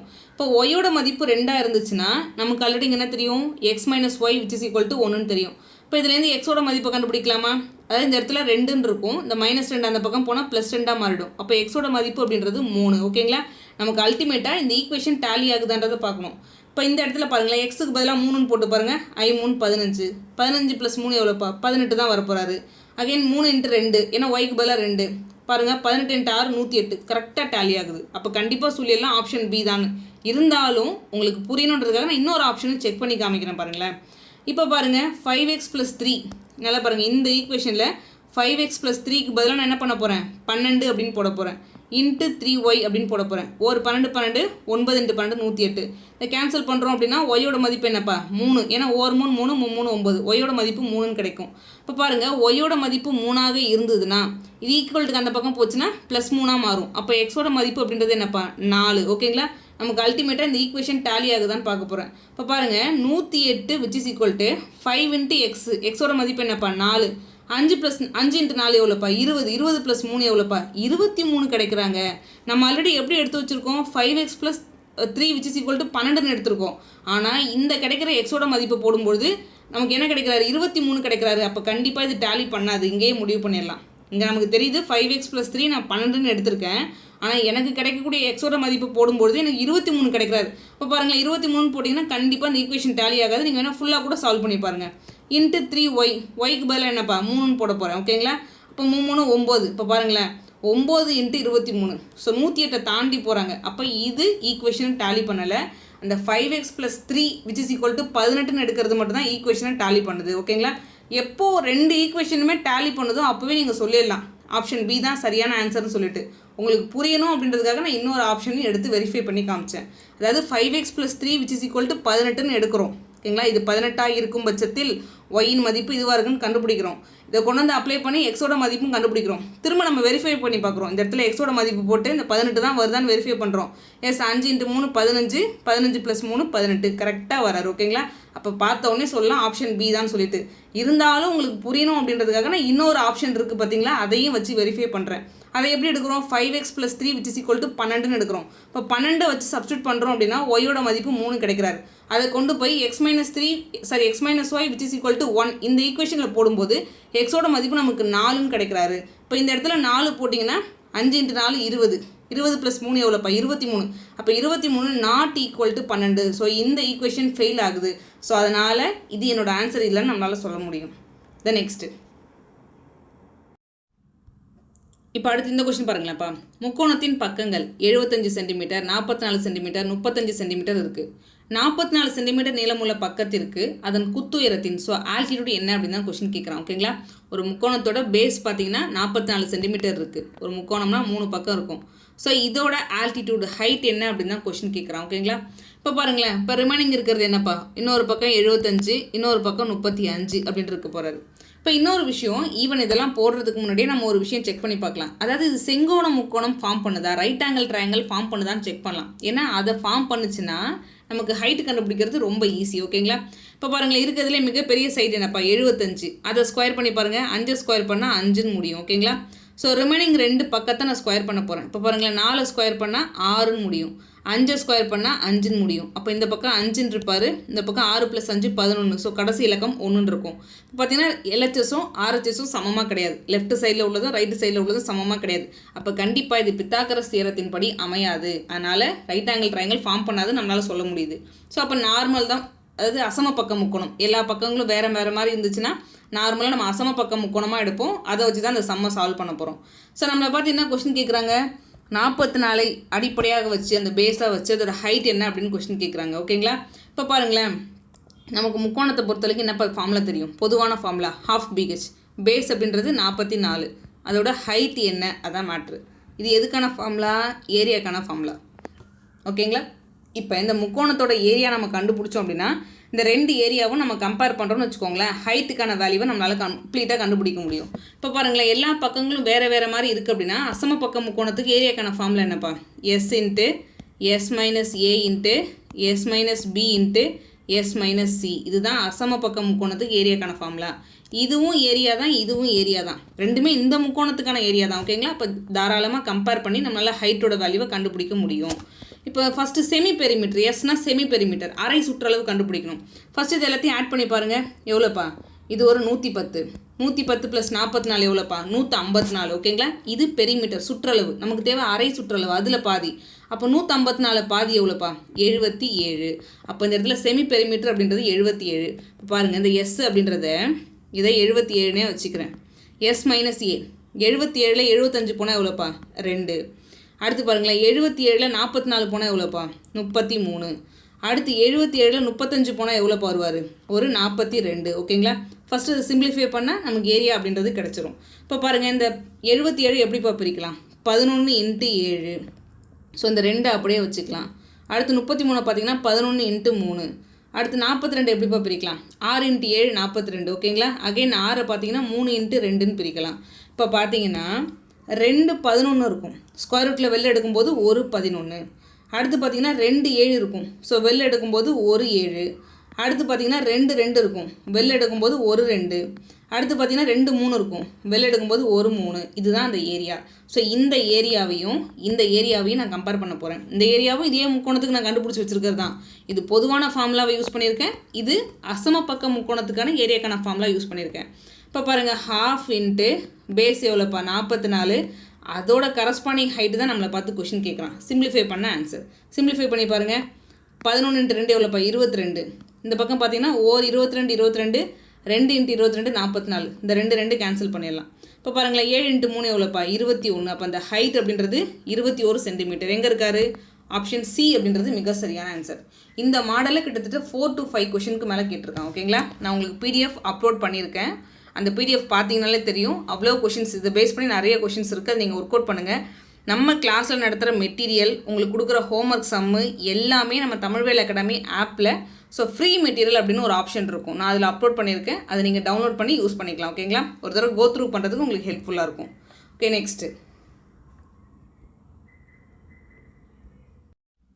இப்போ அடுத்து இந்த கொஷின் பாருங்களாப்பா. ஒரு சமபக்க முக்கோணத்தின் பக்கம் ஒரு சதுரத்தின் பக்கத்திற்கு சமம் அப்படின்னு சொல்லிட்டாங்க. இது வந்து ஒரு ஈக்குவல்ட்ரல் ட்ரையாங்கல். அதாவது சமபக்க முக்கோணம் எல்லா பக்கங்களும் சமமாக தான் இருக்கும். இதே சைட் லென்த்தில் தான் ஸ்கொயரும் இருக்குன்னு சொல்லிட்டாங்க. ஓகேங்களா? அதனால் நான் ஸ்கொயரை பொறுத்த வரைக்கும் எல்லா பக்கமும் சமம் தான். ஸோ அதனால் அதுக்கும் நான் ஏனே போட்டேன். ஓகே. முக்கோணத்தின் சுற்றுவட்ட ஆரம் மற்றும் சதுரத்தின் உள்வட்ட ஆரம் ஆகியவற்றின் விகிதம் என்ன அப்படின்னு கொஸ்டின் கேட்குறாங்க. இப்போ இந்த முக்கோணம் இருக்குது அப்படின்னு வச்சுக்கோங்களேன். சுற்றுவட்டம் அப்படின்றது என்னென்னா இந்த பாயிண்ட், அதாவது பார்த்தீங்கன்னா பர்பண்டிகுலர் பைசெக்டார் வரைவாங்க. இதெல்லாம் ஒரு கான்செப்ட். ஓகேங்களா? இதெல்லாம் வந்து முக்கோணத்தில் அந்த சென்டர்ஸ் அதை பற்றி படிக்கிறதுல முக்கியமான கான்செப்ட் தான் சர்க்கம் சென்டர். அதை வச்சு எப்படி டயக்ராம் வரைவாங்க அப்படின்னு பார்த்தீங்கன்னா இந்த மாதிரி முக்கோணத்தை சுற்றி வெளிப்புறத்தில் ஒரு வட்டம் வரைகிற மாதிரி வரும். ஸோ அந்த கான்செப்டுக்குள்ளே நம்ம ரொம்ப டெப்த்தாக போக தேவையில்லை. ஏன்னா அதெல்லாம் ரொம்ப டைம் எடுக்கும். ஜஸ்ட் அதை மட்டும் தெரிஞ்சுக்கோங்க. சுற்று வட்டம் அந்த பேர்லேயே இருக்குது. ஓகேங்களா? சர்க்கம் ரேடியஸ், வெளிப்புறத்தில் ஒரு சர்க்கிள் வரும். ஓகேங்களா? இப்போ சர்க்கிளை பொறுத்த வரைக்கும் சென்டர் பாயிண்ட்லேருந்து எங்கே டச் பண்ணாலும் அதுக்கு பேர் ரேடியஸ் தான். ஓகேங்களா? இப்போ இங்கேருந்து நான் இங்கே டச் பண்ணுறேன் அப்படின்னா இதுக்கு பேர் ரேடியஸ், சர்க்கம் ரேடியஸ். ஏன்னா சென்டர் பாயிண்ட்லேருந்து இந்த சர்க்கிளோட எந்த இடத்துல டச் பண்ணாலும் ரேடியஸ் அப்படின்றது நமக்கு தெரியும். ஈக்குவலேட்ரல் ட்ரையாங்கிளை பொறுத்தளவுக்கு சர்க்கம் ரேடியஸ் எப்படி இருக்கும், இன் ரேடியஸ் எப்படி இருக்கும் நீங்கள் மஸ்ட்டு தெரிஞ்சு வச்சுருக்கணும். அது ஒரு முக்கியமான ஃபார்முலா. ஸோ a/√3 அப்படின்னு சொல்லுவாங்க. இன் ரேடியஸை பொறுத்தளவுக்கு a/2√3 அப்படின்னு சொல்லுவாங்க. அப்போ சர்க்கம் ரேடியஸ்க்கும் இன் ரேடியஸ்க்கும் உள்ள ஃபார்முலா உங்களுக்கு தெரிஞ்சிருக்கணும். சர்க்கம் ரேடியஸ் அப்படின்றது முக்கோணத்துக்கு வெளிப்புறத்தில் இருக்கும். இன் ரேடியஸ் அப்படின்றது முக்கோணத்துக்கு உள்புறத்தில் இருக்கும். அவ்வளோதான். ஓகேங்களா? ஒரு வட்டம் முக்கோணத்துக்கு உள்புறத்தில் இருந்துச்சு அப்படின்னா அது பேர் இன் சர்க்கிள். அதுவே முக்கோணத்துக்கு வெளிப்புறத்தில் இருந்துச்சுன்னா அதுக்கு பேர் சர்க்கம் சர்க்கிள் அப்படின்னு சொல்லுவாங்க. ஓகே, இப்போ இதுக்கு ஃபார்முலா எனக்கு தெரிஞ்சு போச்சு. அவன் என்ன சொல்கிறான்? முக்கோணத்தின் சுற்றுவட்ட ஆரம். ஓகேங்களா? சர்க்கம் ரேடியஸ். அப்போ a/√3. ஓகேங்களா? அதுக்கும் சதுரத்தோட உள்வட்ட ஆரம். இப்போ சதுரம் இருக்குது அப்படின்னா உள்பக்கத்தில் நான் ஒரு வட்டம் வரைய போகிறேன். இப்படி வரைகிறேன். ஓகேங்களா? இதோட உள்வட்ட ஆரத்துக்கும் உள்ள விகிதம் என்ன அப்படின்னு கொஸ்டின் கேட்குறான். இப்போ பாருங்களேன், சர்க்கிளை பொறுத்த வரைக்கும் இந்த இருக்கிறதுலே மிகப்பெரிய பகுதி டயாமீட்டர். ஓகேங்களா? அந்த விட்டம் அப்படின்னு சொல்லுவோம். விட்டத்தோட லென்த் என்னப்பா? ஏ. இங்கேருந்து இது வரைக்கும் எனக்கு ஏ தான் எனக்கு தெரியுது இல்லையா? இதே லென்த் தானே இங்கேயும் இருக்குது. அப்போ விட்டத்தோட லென்த் அப்படின்றது ஏ.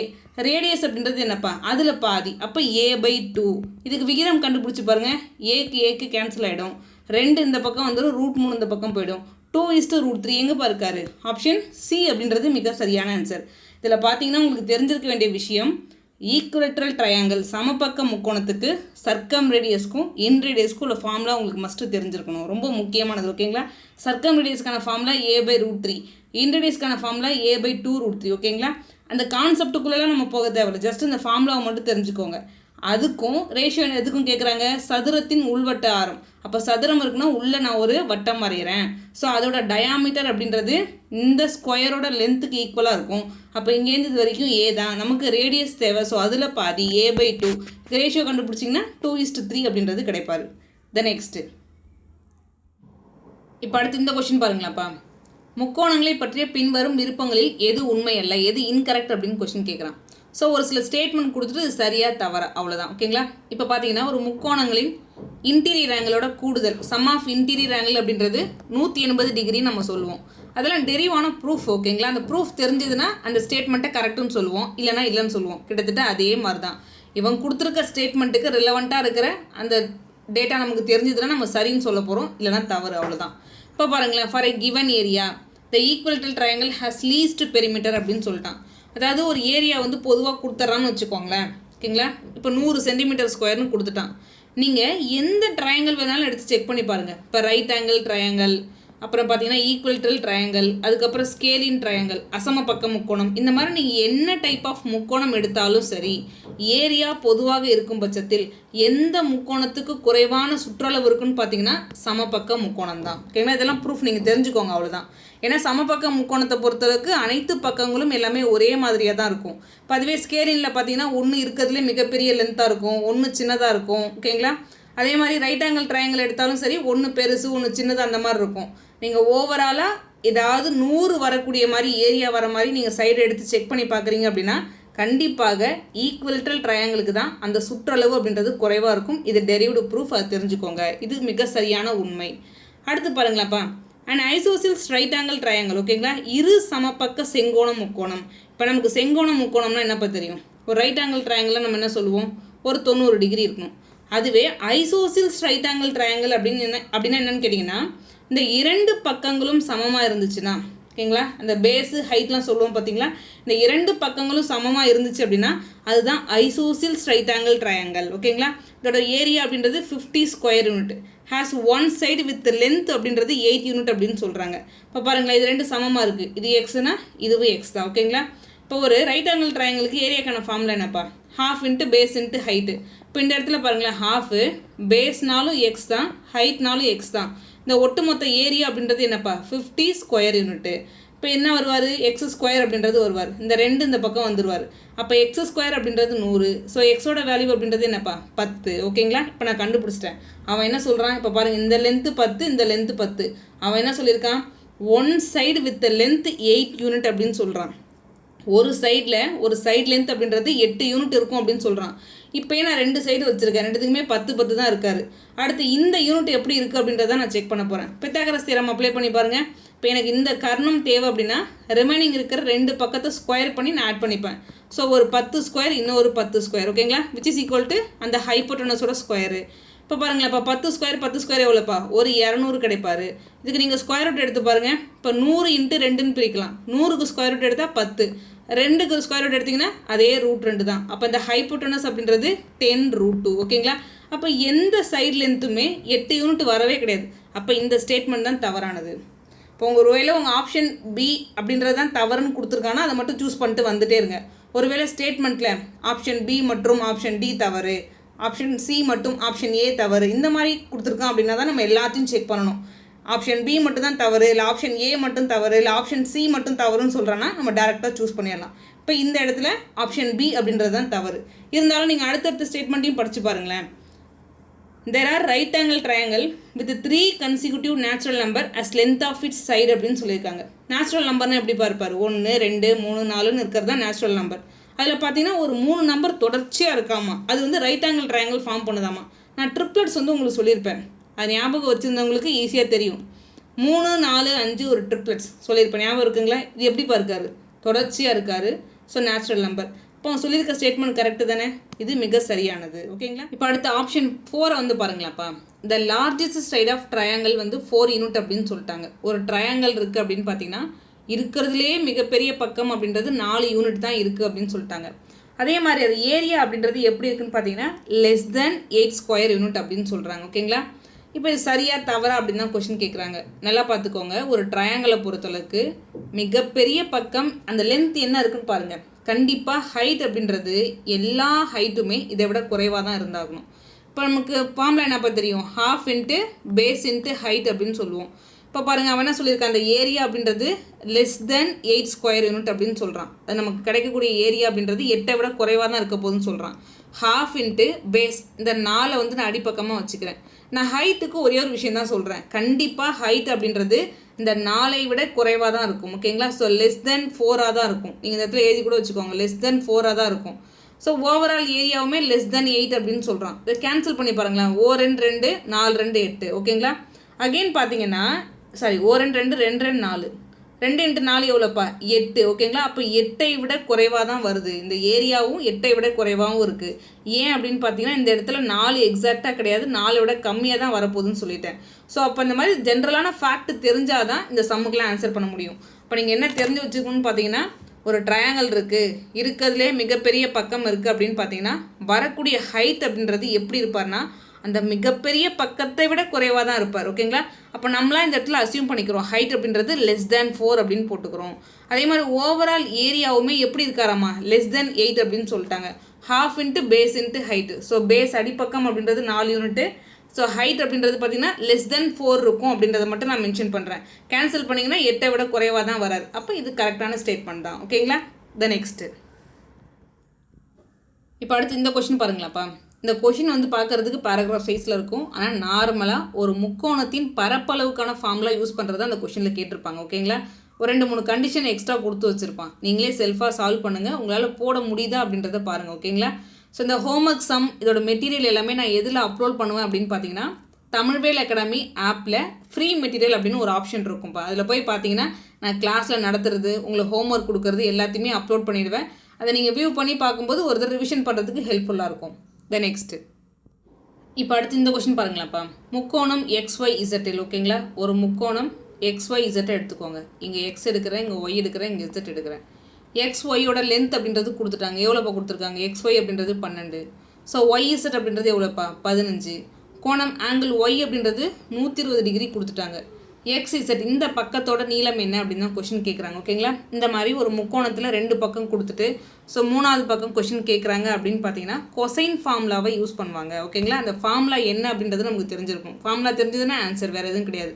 இப்போ இந்த சைட் லென்த்தை Bன்னு எடுத்துக்கோங்க, இது Cன்னு எடுத்துக்கோங்களேன். அந்த ஃபார்முலா என்ன அப்படின்னு பார்த்தீங்கன்னா A² = B² + C² - 2BC இந்த இடத்துல காஸ் எந்த இடத்துல டீட்டா கொடுத்துருக்காங்களோ அதை எடுத்துப்பாங்க. இந்த இடத்துல 120 கொடுத்துருக்காங்களே, அப்போ இந்த இடத்துல காஸ் 120 டிகிரி அவ்வளோதான். ஓகேங்களா. இப்போ அகைன் பாருங்களாப்பா ஏன்றது என்னப்பா அதை நான் கண்டுபிடிக்க போகிறேன். ஸோ B² அப்படின்றது 12 12 144. C² அப்படின்றது 15 15 225 மைனஸ் ஆஃப் 15 × 12 எவ்வளோப்பா 180. 180 × 2 எவ்வளோப்பா ஒரு 360. ஸோ காஸ் 120யோட வேல்யூ நமக்கு தெரிஞ்சிருக்கணும். காஸ் 60 அந்த மாதிரிலாம் சொல்கிறோம் பார்த்தீங்களா. அந்த மாதிரி காஸ் 120யோட வேல்யூ நமக்கு தெரிஞ்சிருக்கணும். இதை எப்படி பிரிப்பாங்க, இதில் இந்த வேல்யூலாம் எப்படி கண்டுபிடிச்சி வச்சுருப்பாங்கன்னு பார்த்தீங்கன்னா இந்த 90 + θ அதை வச்சு டெரிவ் பண்ணியிருப்பாங்க. நான் டேரெக்டாக வேல்யூ மட்டும் சொல்கிறேன். காஸ் 120யோட வேல்யூ அப்படின்றது -1/2. இது ஒரு முக்கியமான வேல்யூ, மெமரியில் வச்சுக்கோங்க. நம்ம எப்படி காஸ் 30 மனப்படமாக வச்சுப்போமோ அதே மாதிரி காஸ் 120 ஒரு முக்கியமான வேல்யூ. இப்போ பாருங்கள் இந்த இடத்துல -1/2 சிம்பிளிஃபை பண்ணி பாருங்களேன். ஒரு 180 கிடைக்கும். மைனஸ் மைனஸ் ப்ளஸ் ஆயிரும். இப்போ இதுக்கு ஸ்கொயர் ரூட் எடுத்தால் நமக்கான ஆன்சர். இப்போ பாருங்கள் இந்த இடத்துல +180 இருக்கும். இப்போ பாருங்கள் 200 300 இது ஒரு 400.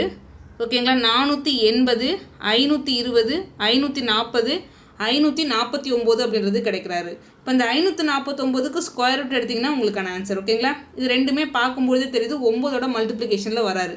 அப்போ A அப்படின்றது √ 549. ஸோ 9 காமனாக வெளில எடுத்து பாருங்களாப்பா. இதில் பார்த்தீங்கன்னா 6 9 54 9 9ன்னு கிடைக்கும். ஸோ வெளில எடுத்திங்கன்னா 3 வெளில எடுக்கலாம். அப்போ 3 √ 61 எங்கேப்பா இருக்காரு? ஆப்ஷன் A அப்படின்றது மிக சரியான ஆன்சர். அதாவது கொசைன் ரூல் அப்படின்னு ஒரு ஃபார்முலா இருக்கும். அது தெரிஞ்சதுன்னா இந்த சம் ஈஸியாக போடலாம், இல்லைனா கஷ்டம். நிறைய ஃபார்முலா இருக்கும், நிறைய டெரிவேஷன் இருக்கும். இதெல்லாம் பார்த்தீங்கன்னா ரொம்ப ரேராக தான் கேட்பான். இந்த கொஷின்லாம் ரொம்ப ரேராக, இதெல்லாம் டஃப் லெவலில் வரக்கூடியது. ஓகேங்களா. ஏதோ ஒரு ஷிஃப்ட்டில் கேட்டிருக்கான். இது உங்களுக்கு வேல்யூ தெரியும் அப்படின்னா போடுங்க, தெரியல அப்படின்னா பயப்படாதீங்க. ஓகேங்களா. ஏன்னா நமக்கு ஈஸியான கொஷின்ஸ் நிறைய இருக்கும், அதில் ஃபுல் மார்க் எடுக்கிறதுக்கு ட்ரை பண்ணுங்கள். இதெல்லாம் வந்து கடைசியாக ட்ரை பண்ணுங்கள். நெக்ஸ்ட்டு இப்போ அடுத்து இந்த கொஷின் பாருங்களாப்பா. ABCD அப்படின்றது ஒரு பேரலோகிராம். ஓகேங்களா. நான் ஒரு இணைகரம் வரைஞ்சிருங்க. அதாவது ரெக்டாங்கில் லைட்டாக சாய்ச்சி போட்டோம் அப்படின்னா இணைகரம் மாதிரியே இருக்கும். வரைஞ்சிட்டேன். ஓகேங்களா. அதுக்கப்புறம் பாருங்களேன், P மற்றும் Q are 2 பாயிண்ட்ஸ். ஓகேங்களா. 2 பாயிண்ட்டை பற்றி பேசுகிறாங்க. அது எதில் இருக்குது அப்படின்னு பார்த்தீங்கன்னா DC மற்றும் AD. ஸோ DC எங்கேப்பா இருக்கார்? இங்கே இருக்கார். அப்போ DCயில் Pன்ற பாயிண்ட் இருக்குது. ஸோ AD எங்கேப்பா இருக்கார்? இங்கே இருக்கார். இதில் Qன்ற பாயிண்ட் இருக்குது. ஓகே. அதுக்கப்புறம் பாருங்களேன், முக்கோணம் APB. ஓகேங்களா. எங்கேப்பா இருக்கார்? இங்கே இருக்கார் A. ஸோ இங்கே P இருக்கார், இங்கே B இருக்கார். ஓகேங்களா. இப்போ பாருங்களேன், இந்த முக்கோணமானது எதற்கு சமம், இதோட பரப்பளவு அப்படின்றது எதற்கு சமம் அப்படின்னு தான் நம்ம கொஷின் கேட்டிருக்கான். ஒரு ப்ராப்பர்ட்டி இருக்குது ஓகேங்களா, பேரலோகிராம் பேஸ் பண்ணி ஒரு ப்ராப்பர்ட்டி இருக்குது. அது என்ன அப்படின்னு பார்த்தீங்கன்னா, இப்போ இந்த மாதிரி ஒரு பேஸ் வச்சுக்கோங்க, ஆப்போசிட் சைடில் ஒரு புள்ளி ஏதேனும் ஒரு புள்ளியில் கனெக்ட் ஆகிருக்கு அப்படின்னா, ஸோ அந்த இடைப்பட்ட ஏரியா, அந்த முக்கோணத்தின் பரப்பளவு எதற்கு சமமாக இருக்கும் அப்படின்னு பார்த்தீங்கன்னா, அந்த இணைகரத்தோட ஏரியாவில் பாதி, அந்த பேரலோகிராம் ஏரியாவில் பாதி ஓகேங்களா. இப்போ பாருங்களேன், முக்கோணம் ஏபிபி ஓகேங்களா, ஏபிபி இதோட ஏரியா, இந்த பரப்பளவு எதற்கு சமம் அப்படின்னு பார்த்தீங்கன்னா, ஒட்டுமொத்த இணைகரத்தின் பரப்பளவில் பாதி ஓகேங்களா. So area of the parallelogram என்னப்பா, அப்படியே வச்சுக்கோங்க, நமக்கு என்னென்னு தெரியாது அதனால் அப்படியே வச்சுக்கோங்க. ஏரியா ஆஃப் த பேரலோகிராம் அதில் பாதி இல்லைனா half of the area of the parallelogram அப்படின்னு எழுத போகிறோம். இப்போ அடுத்து பாருங்களேன், இங்கே ஒரு புள்ளி இருக்குது, இது அப்படியே கனெக்ட் பண்ணி பாருங்களேன், இப்படி கொண்டு போய் கனெக்ட் பண்ணுறேன்னு வச்சுக்கோங்களேன். இப்போ பார்த்தீங்கன்னா இது ஒரு பேஸு ஓகேங்களா, இதுவும் ஆப்போசிட் சைடில் ஏதோ ஒரு புள்ளியில் தான் நான் கனெக்ட் பண்ணியிருக்கேன். அப்போ இந்த இடத்துல ஃபார்ம் ஆகக்கூடிய ஏரியா அப்படின்றது நல்லா பாருங்கள், இந்த இடத்துல ஃபார்ம் ஆகக்கூடிய ஏரியா அப்படின்றது அதாவது முக்கோணம் பிக்யூசி ஓகேங்களா, அதோட ஏரியா அப்படின்றது எதுக்கு சமமாக இருக்கும் அப்படின்னு பார்த்தீங்கன்னா, நம்ம முன்னாடி பார்த்த மாதிரி ஒட்டுமொத்த இணைகரத்தின் ஏரியாவில் பாதி ஓகேங்களா. அப்போ half of the area of the parallelogram ஓகேங்களா. அவ்வளோதான், இந்த ப்ராப்பர்ட்டி தெரிஞ்சால் போதும். அதாவது ஒரு பேஸ் அடிப்படையாக வச்சு ஆப்போசிட் சைடில் ஏதாவது ஒரு புள்ளியில் ஒரு பாயிண்ட் கனெக்ட் ஆகிருந்துச்சு அப்படின்னா அந்த இடத்துல ஒரு முக்கோணம் ஃபார்ம் ஆகும். அந்த முக்கோணத்தின் பரப்பளவு எதுக்கு சமமாக இருக்கும் அப்படின்னு பார்த்தீங்கன்னா, அந்த ஒட்டுமொத்த பேரலோகிராம் இணைகரத்தின் பரப்பளவில் பாதி, அவ்வளோதான். இப்போ இந்த இடத்துல பார்த்தீங்கன்னா 2 முக்கோணம் நம்மளால் ஃபார்ம் பண்ண முடியுது. முக்கோணம் ஏபிபி அப்படின்றது ஒரு பாயிண்ட் இருக்குது ஓகேங்களா, பீன்ற ஒரு பாயிண்ட் இருக்குது, அதை வச்சு ஒரு முக்கோணம் ஃபார்ம் பண்ண முடியுது. அதுக்கப்புறம் பார்த்தீங்கன்னா பிக்யூசி ஓகேங்களா, இதுவும் ஒரு முக்கோணம் நம்மளால் ஃபார்ம் பண்ண முடியும், ஏன்னா கியூன்ற ஒரு பாயிண்ட் இருக்குது. ஆனால் ரெண்டுமே எதுக்கு சமமாக இருக்கும் அப்படின்னு பார்த்தீங்கன்னா, half of the area of the parallelogram ஓகேங்களா. இப்போ நம்மளை பார்த்து என்ன கொஷின் கேட்டிருக்கான், முக்கோணம் ஏபிபி ஓகேங்களா, இவர் இருக்கார் பார்த்தீங்களா, அந்த பரப்பளவு எதற்கு சமமாக இருக்கும்னு கொஷின் கேட்குறான். ஒன்று அவன் நம்ம ஆப்ஷனில் எப்படி கொடுத்துருக்கணும், ஒட்டுமொத்த பேரலோகிராமில் பாதின்னு கொடுக்கணும், ஒட்டுமொத்த இணைகரத்தின் ஏரியாவில் பாதின்னு கொடுக்கணும். எங்கேயாவது அந்த மாதிரி வாசகம் சொல்லியிருக்கானா, கிடையவே கிடையாது ஓகேங்களா. இப்போ இது ரெண்டுத்தையும் பார்க்கும்போதே நம்ம ஒன்று முடிவு பண்ணலாம், அதாவது இது ரெண்டும் சமமாக தானே இருக்குது. அப்போ முக்கோணம் ஏபிபி இதோட பரப்பளவும் முக்கோணம் பிக்யூசியோட பரப்பளவும் சமம், கரெக்டு தானேப்பா. இது ரெண்டும் சமம் தானே, இது ரெண்டும் சமம்னா அப்படியே ஈக்குவல் பண்ணிக்கலாம் இல்லையா. ஸோ அடுத்து பாருங்களேன், அந்த மாதிரி ஏதாவது கொடுத்துருக்கானான்னு பாருங்கள். முக்கோணம் ஏபிபியின் பரப்பளவு முக்கோணம் பிக்யூசிக்கு சமம் சொல்கிறான். பாருங்கள் ஆப்ஷன் பியை போய் பாருங்கள், area of the PQC correct தானே. அப்போ ஆப்ஷன் பி அப்படின்றது மிக சரியான ஆன்சர். அப்போ உங்களுக்கு தெரிஞ்சிருக்க வேண்டிய ப்ராப்பர்ட்டி என்ன அப்படின்னு பார்த்தீங்கன்னா, ஒரு இணைகரம் ஒரு பேரலோகிராம் இருக்குது அப்படின்னு பார்த்தீங்கன்னா, இந்த மாதிரி ஒரு ஆப்போசிட் சைடில் ஏதாவது ஒரு புள்ளியில் கொண்டு போய்ட்டு அந்த பேஸை கனெக்ட் பண்ணுறேன், அந்த இடத்துல ஃபார்ம் ஆகக்கூடிய முக்கோணத்தின் பரப்பளவு எதற்கு சமமாக இருக்கும் அப்படின்னு பார்த்தீங்கன்னா, ஒட்டுமொத்த இணைகரத்தின் பரப்பளவில் பாதி, அவ்வளோதான். இந்த ஒரு விஷயம் தெரிஞ்சால் போதும். நெக்ஸ்ட்டு அடுத்து இந்த கொஸ்டின் பாருங்களேன்ப்பா, ஒரு முக்கோணத்தின் பரப்பளவு இணைகரத்தின் பரப்பளவில் 1/3 அப்படின்னு சொல்லிட்டாங்க ஓகேங்களா. இதை நான் தூக்கி எழுதிக்கிறேன், முக்கோணத்தின் பரப்பளவு ஸோ இணைகரத்தோட பரப்பளவு ஓகேங்களா, அதில் பார்த்தீங்கன்னா 1/3 இருக்கிறதா கொடுத்துட்டாங்க. அதே மாதிரி அதன் அடிப்பகுதி, அதாவது இந்த இணைகரம் இருக்குது பார்த்தீங்களா, அதோட பேஸ் அப்படின்றது கொடுத்துட்டான். முக்கோணத்தின் பக்கங்கள் எல்லாமே ஒரு 3 பக்கத்தை கொடுத்துட்டான், எல்லா பக்கங்களும் வேறு வேறு மாதிரி தான் இருக்காரு. அப்போ கண்டிப்பாக இது அசம பக்க முக்கோணம், ஸ்கேலின் ட்ரையாங்கிள் தான் ஓகேங்களா. இணைகரத்தின் உயரத்தை கண்டறியவும் அப்படின்னு சொல்கிறான். இப்போ பாருங்கள், முக்கோணத்தின் பரப்பளவுக்கு என்ன ஃபார்முலா நான் யூஸ் பண்ணி ஆகணும், இங்கே எல்லா சைடும் வேறு வேறு மாதிரி இருக்கார். அப்போ ஸ்கேலின் ட்ரையாங்கிளுக்கான ஏரியாக்கான ஃபார்முலா நான் அப்ளை பண்ணி ஃபஸ்ட்டு அந்த முக்கோணத்தின் பரப்பளவு கண்டுபிடிக்கணும். இதில் எனக்கு பேஸ் அப்படின்றது தெரியும், 24 அப்படின்றது தெரியும், ஹைட் அப்படின்றது தான் நான் கண்டுபிடிக்க போகிறேன் ஓகேங்களா. ஃபஸ்ட்டு நான் முக்கோணத்தின் பரப்பளவை கண்டுபிடிக்கணும், அப்புறம் நான் ஈக்குவல் பண்ணுறேன் அப்படின்னா நான் ஹைட்டுக்கான வேல்யூவை என்னால் கண்டுபிடிக்க முடியும். நான் ஃபஸ்ட்டு போயிட்டு முக்கோணத்தின் பரப்பளவை கண்டுபிடிச்சிட்றேன். So S into S minus A S minus B S minus C இந்த ஃபார்முலாவை யூஸ் பண்ண போகிறேன். எஸ் அப்படின்றது என்னப்பா, செமி பெரிமீட்டர், அரை சுற்றளவுன்னு சொல்லியிருக்கேன். ஃபஸ்ட்டு இது எல்லாத்தையும் ஆட் பண்ணி பாருங்கள். 22 + 18 எவ்வளோப்பா, ஒரு 40. 40 + 24 எவ்வளோப்பா, 64 ஓகேங்களா. அப்போ ஒட்டுமொத்த சுற்றளவு அப்படின்றது 64. அதில் பாதி என்னப்பா, 64 பாதி என்னது 32. அப்போ செமி பெரிமீட்டர் அப்படின்றது 32, அவ்வளோதான். இப்போ எடுத்து எழுதுங்க, இந்த இடத்துல ஒரு 32 எஸ் மைனஸ் ஏ. 32ல் 22 போனால் எவ்வளோப்பா, ஒரு 10. ஸோ 32ல் 18 போனால் நமக்கு எவ்வளோப்பா கிடைக்கும், ஒரு 14 ஓகேங்களா. 32ல் 24 போனால் எவ்வளோப்பா கிடைக்கும்? ஒரு 8. ஓகேங்களா? இதை சிம்பிளிஃபை பண்ணுறோம் அப்படின்னா முக்கோணத்தின் பரப்பளவு எனக்கு கிடச்சிரும். ஸோ ஃபர்தராக சிம்பிளிஃபை பண்ணி பாருங்கள். இப்போ இதை நான் பிரிக்கிறேன் அப்படின்னு பார்த்தீங்கன்னா 8 × 4ன்னு பிரிக்க முடியும். ஸோ இந்த 10 எப்படிப்பா பிரிக்கலாம்? 5 × 2ன்னு பிரிக்கலாம். ஸோ இதை பார்த்தீங்கன்னா 7 × 2ன்னு பிரிக்கலாம். இந்த 8 நான் அப்படியே வச்சுக்கிறேன். ஓகேங்களா? இப்போ பார்த்தீங்கன்னா 2 8 இருக்கும். ஸ்கொயர் ரூட்குள்ளே 2 8 இருக்கும். அப்போ நான் ஒரு 8 வெளில எடுப்பேன். அதே மாதிரி பார்த்தீங்களா, இது ஒரு 4, இது என்னப்பா 2 × 2 4. அப்போ 2 4 இருக்கிறதால வெளில எடுக்கும்போது ஒரு 4 எடுப்பேன். ரிமைனிங் எவ்வளோ பாரு இந்த 5 7 இது என்னால் பொதுவாக வெளில எடுக்க முடியல, அதனால நான் அப்படியே ஸ்கொயர் ரூட்குள்ளேயே வச்சுக்கிறேன். அவ்வளோதான். அப்போ 8 4 32 √35 தான் முக்கோணத்தின் பரப்பளவு. இதை தூக்கி எழுதுங்க. அப்போ 32 √35 இது முக்கோணத்தின் பரப்பளவு. ஓகேங்களா? இப்போ பாருங்கள், இணைகரத்தின் பரப்பளவுக்கு நான் என்னப்பா சொல்கிறேன்? 24 × அந்த ஹைட்டுன்னு கிடைக்கிறாரு. ஸோ இன்ட்டு ஒரு 1/3 இருக்கார். இது என்ன ஃபர்தராக சிம்பிளிஃபை பண்ணுங்கள். 4 3 3 8 3 24 கிடைக்கிறாரு. ஓகேங்களா? அகைன் 4 8 8 4 8 32. இப்போ பாருங்கள், 4 × √35 அப்படின்றது இருக்கார். அவனே சொல்லியிருக்கான் பாருங்களா, √35 அப்படின்னா 5.9 வச்சுக்கோங்க அப்படின்னு சொல்லிட்டான். அப்போ 4 × 5.9 என்ன? சிம்பிளிஃபை பண்ண ஆன்சர். அதான் அதோட ஹைட்டு. யாரோட ஹைட்டு? இணைகரத்தோட ஹைட்டு. இப்போ பாருங்கள், 4 5 20ன்னு கிடைக்கும். ஸோ 4 9 எவ்வளோப்பா? 36. ஒரு டிஜிட் தள்ளி புள்ளி வச்சா 3.6. அப்போ 23.6 எங்கேப்பா இருக்காரு? ஆப்ஷன் பி அப்படின்றது மிக சரியான ஆன்சர். ஜஸ்ட் அவங்க கொடுக்கறது தூக்கி எழுதுகிறோம். இதில் வேறு எந்த கான்செப்டும் கிடையாது. நெக்ஸ்ட்டு இப்போ அடுத்து இந்த கொஷின் பாருங்களாப்பா.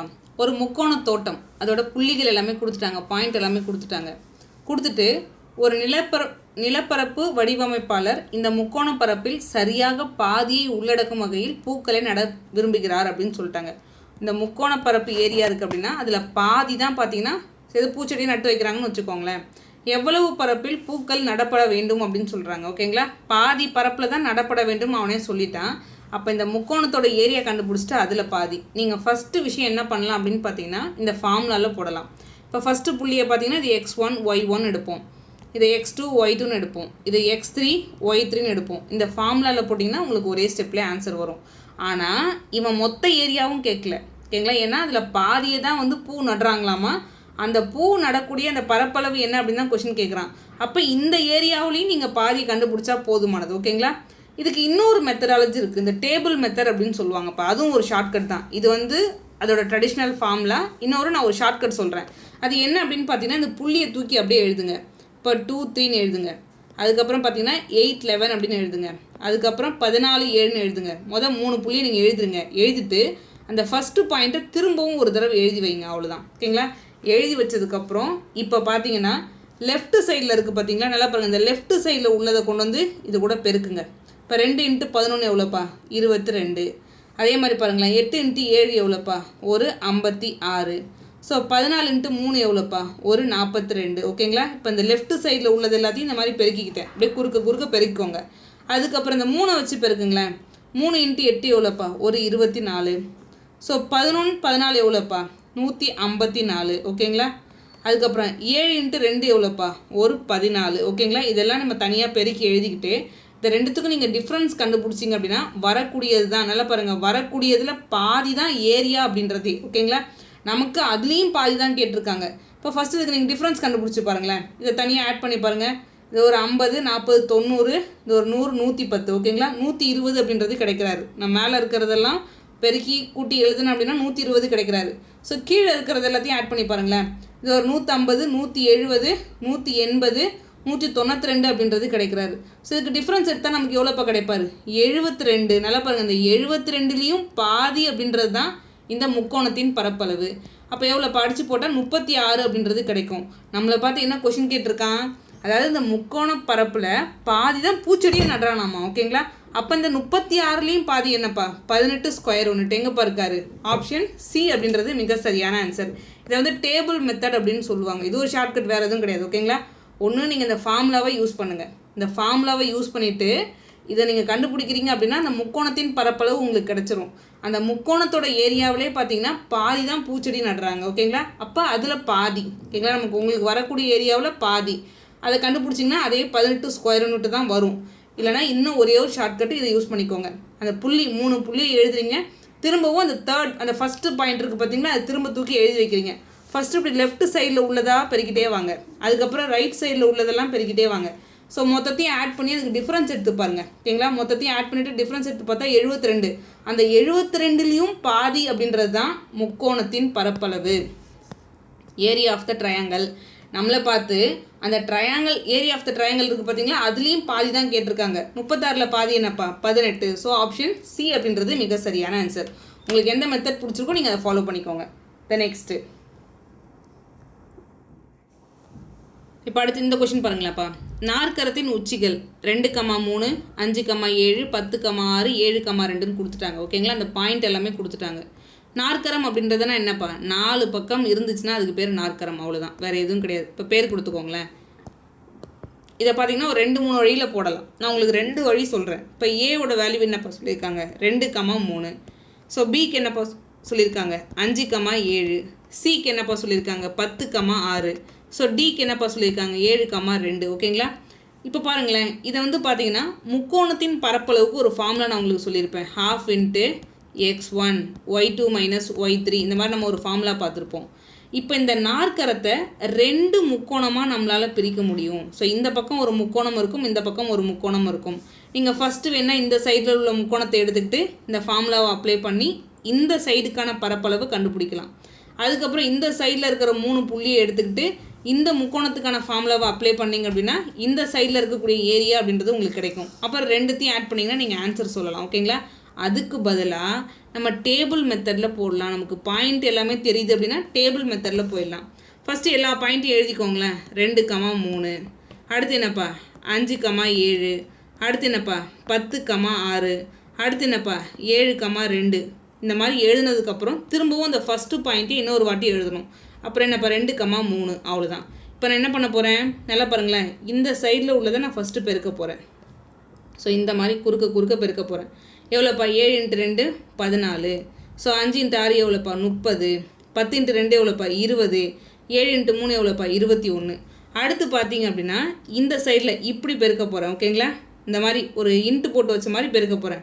3 × 5 எவ்வளோப்பா ஒரு 15. ஸோ 7 × 10 எவ்வளோப்பா ஒரு 70.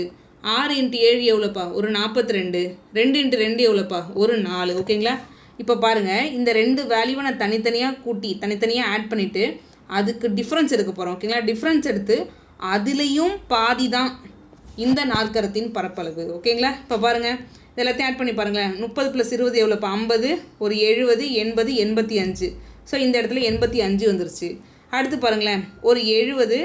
70 + 40 எவ்வளோப்பா ஒரு 110. 110 + 10 எவ்வளோப்பா 120. இது 129, 131 ஓகேங்களா. இப்போ இதுக்கு டிஃப்ரென்ஸ் எடுத்து பாருங்களேன். இதில் ஒரு 15, இதில் ஒரு 31 இருக்கும். அப்போ நமக்கு எவ்வளோப்பா கிடைக்கும், நம்ம பார்த்தோன்னா 46 அப்படின்றது தான் கிடைக்கும். ஸோ டிஃப்ரென்ஸ் எடுத்திங்கன்னா 46.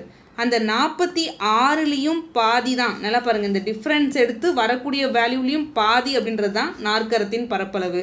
ஸோ இதில் பாதி எவ்வளோப்பா 23. எங்கே இருக்காரு, ஆப்ஷன் பி அப்படின்றது மிக சரியான ஆன்சர். ஒன்று இந்த டேபிள் மெத்தடை யூஸ் பண்ணுங்கள், இல்லைனா 2 தடவை ஃபார்முலா அப்ளை பண்ணுறது அப்படின்றது கொஞ்சம் ரொம்ப டைம் எடுக்கும். அதுக்கு பதிலாக என்ன கேட்டிங்கன்னா டேபிள் மெத்தடை யூஸ் பண்ணிட்டு போயிடுங்க. நெக்ஸ்ட்டு இப்போ அடுத்து இந்த கொஸ்டின் பாருங்களேன்ப்பா. சமபக்க முக்கோணம் ஏபிசியில் ஓகேங்களா ஒரு ஈக்குவேட்டல் ட்ரையாங்கல் பற்றி பேசுகிறேன். அப்போ எப்படி இருப்பார், எல்லா பக்கங்களும் சமமாக இருப்பார் ஓகேங்களா. இப்போ இந்த இடத்துல ஏபிசி நான் ஒரு முக்கோணத்தை எடுத்திருக்கேன், எல்லா பக்கங்களும் சமமாக இருப்பாங்க. டி அப்படிங்கிறது ஒரு புள்ளி அப்படின்னு சொல்கிறாங்க. இப்போ பாருங்கள், ஒரு சமபக்க முக்கோணத்தில் டி அப்படின்றது ஒரு புள்ளி. அது எந்த இடத்துல வரப்போகுதுன்னு எனக்கு தெரியல. ஆனால் எங்கே இருக்குன்னு சொல்கிறாங்க, பிசின்ற பக்கத்தில் இருக்காமா ஓகேங்களா. பிசி பக்கத்தில் தான் டின்ற புள்ளி இருக்காமா. அடுத்து ஒரு கண்டிஷன் சொல்கிறான் பாருங்களேன். 3 times of BD which is equal to BC அப்படின்னு சொல்கிறான்.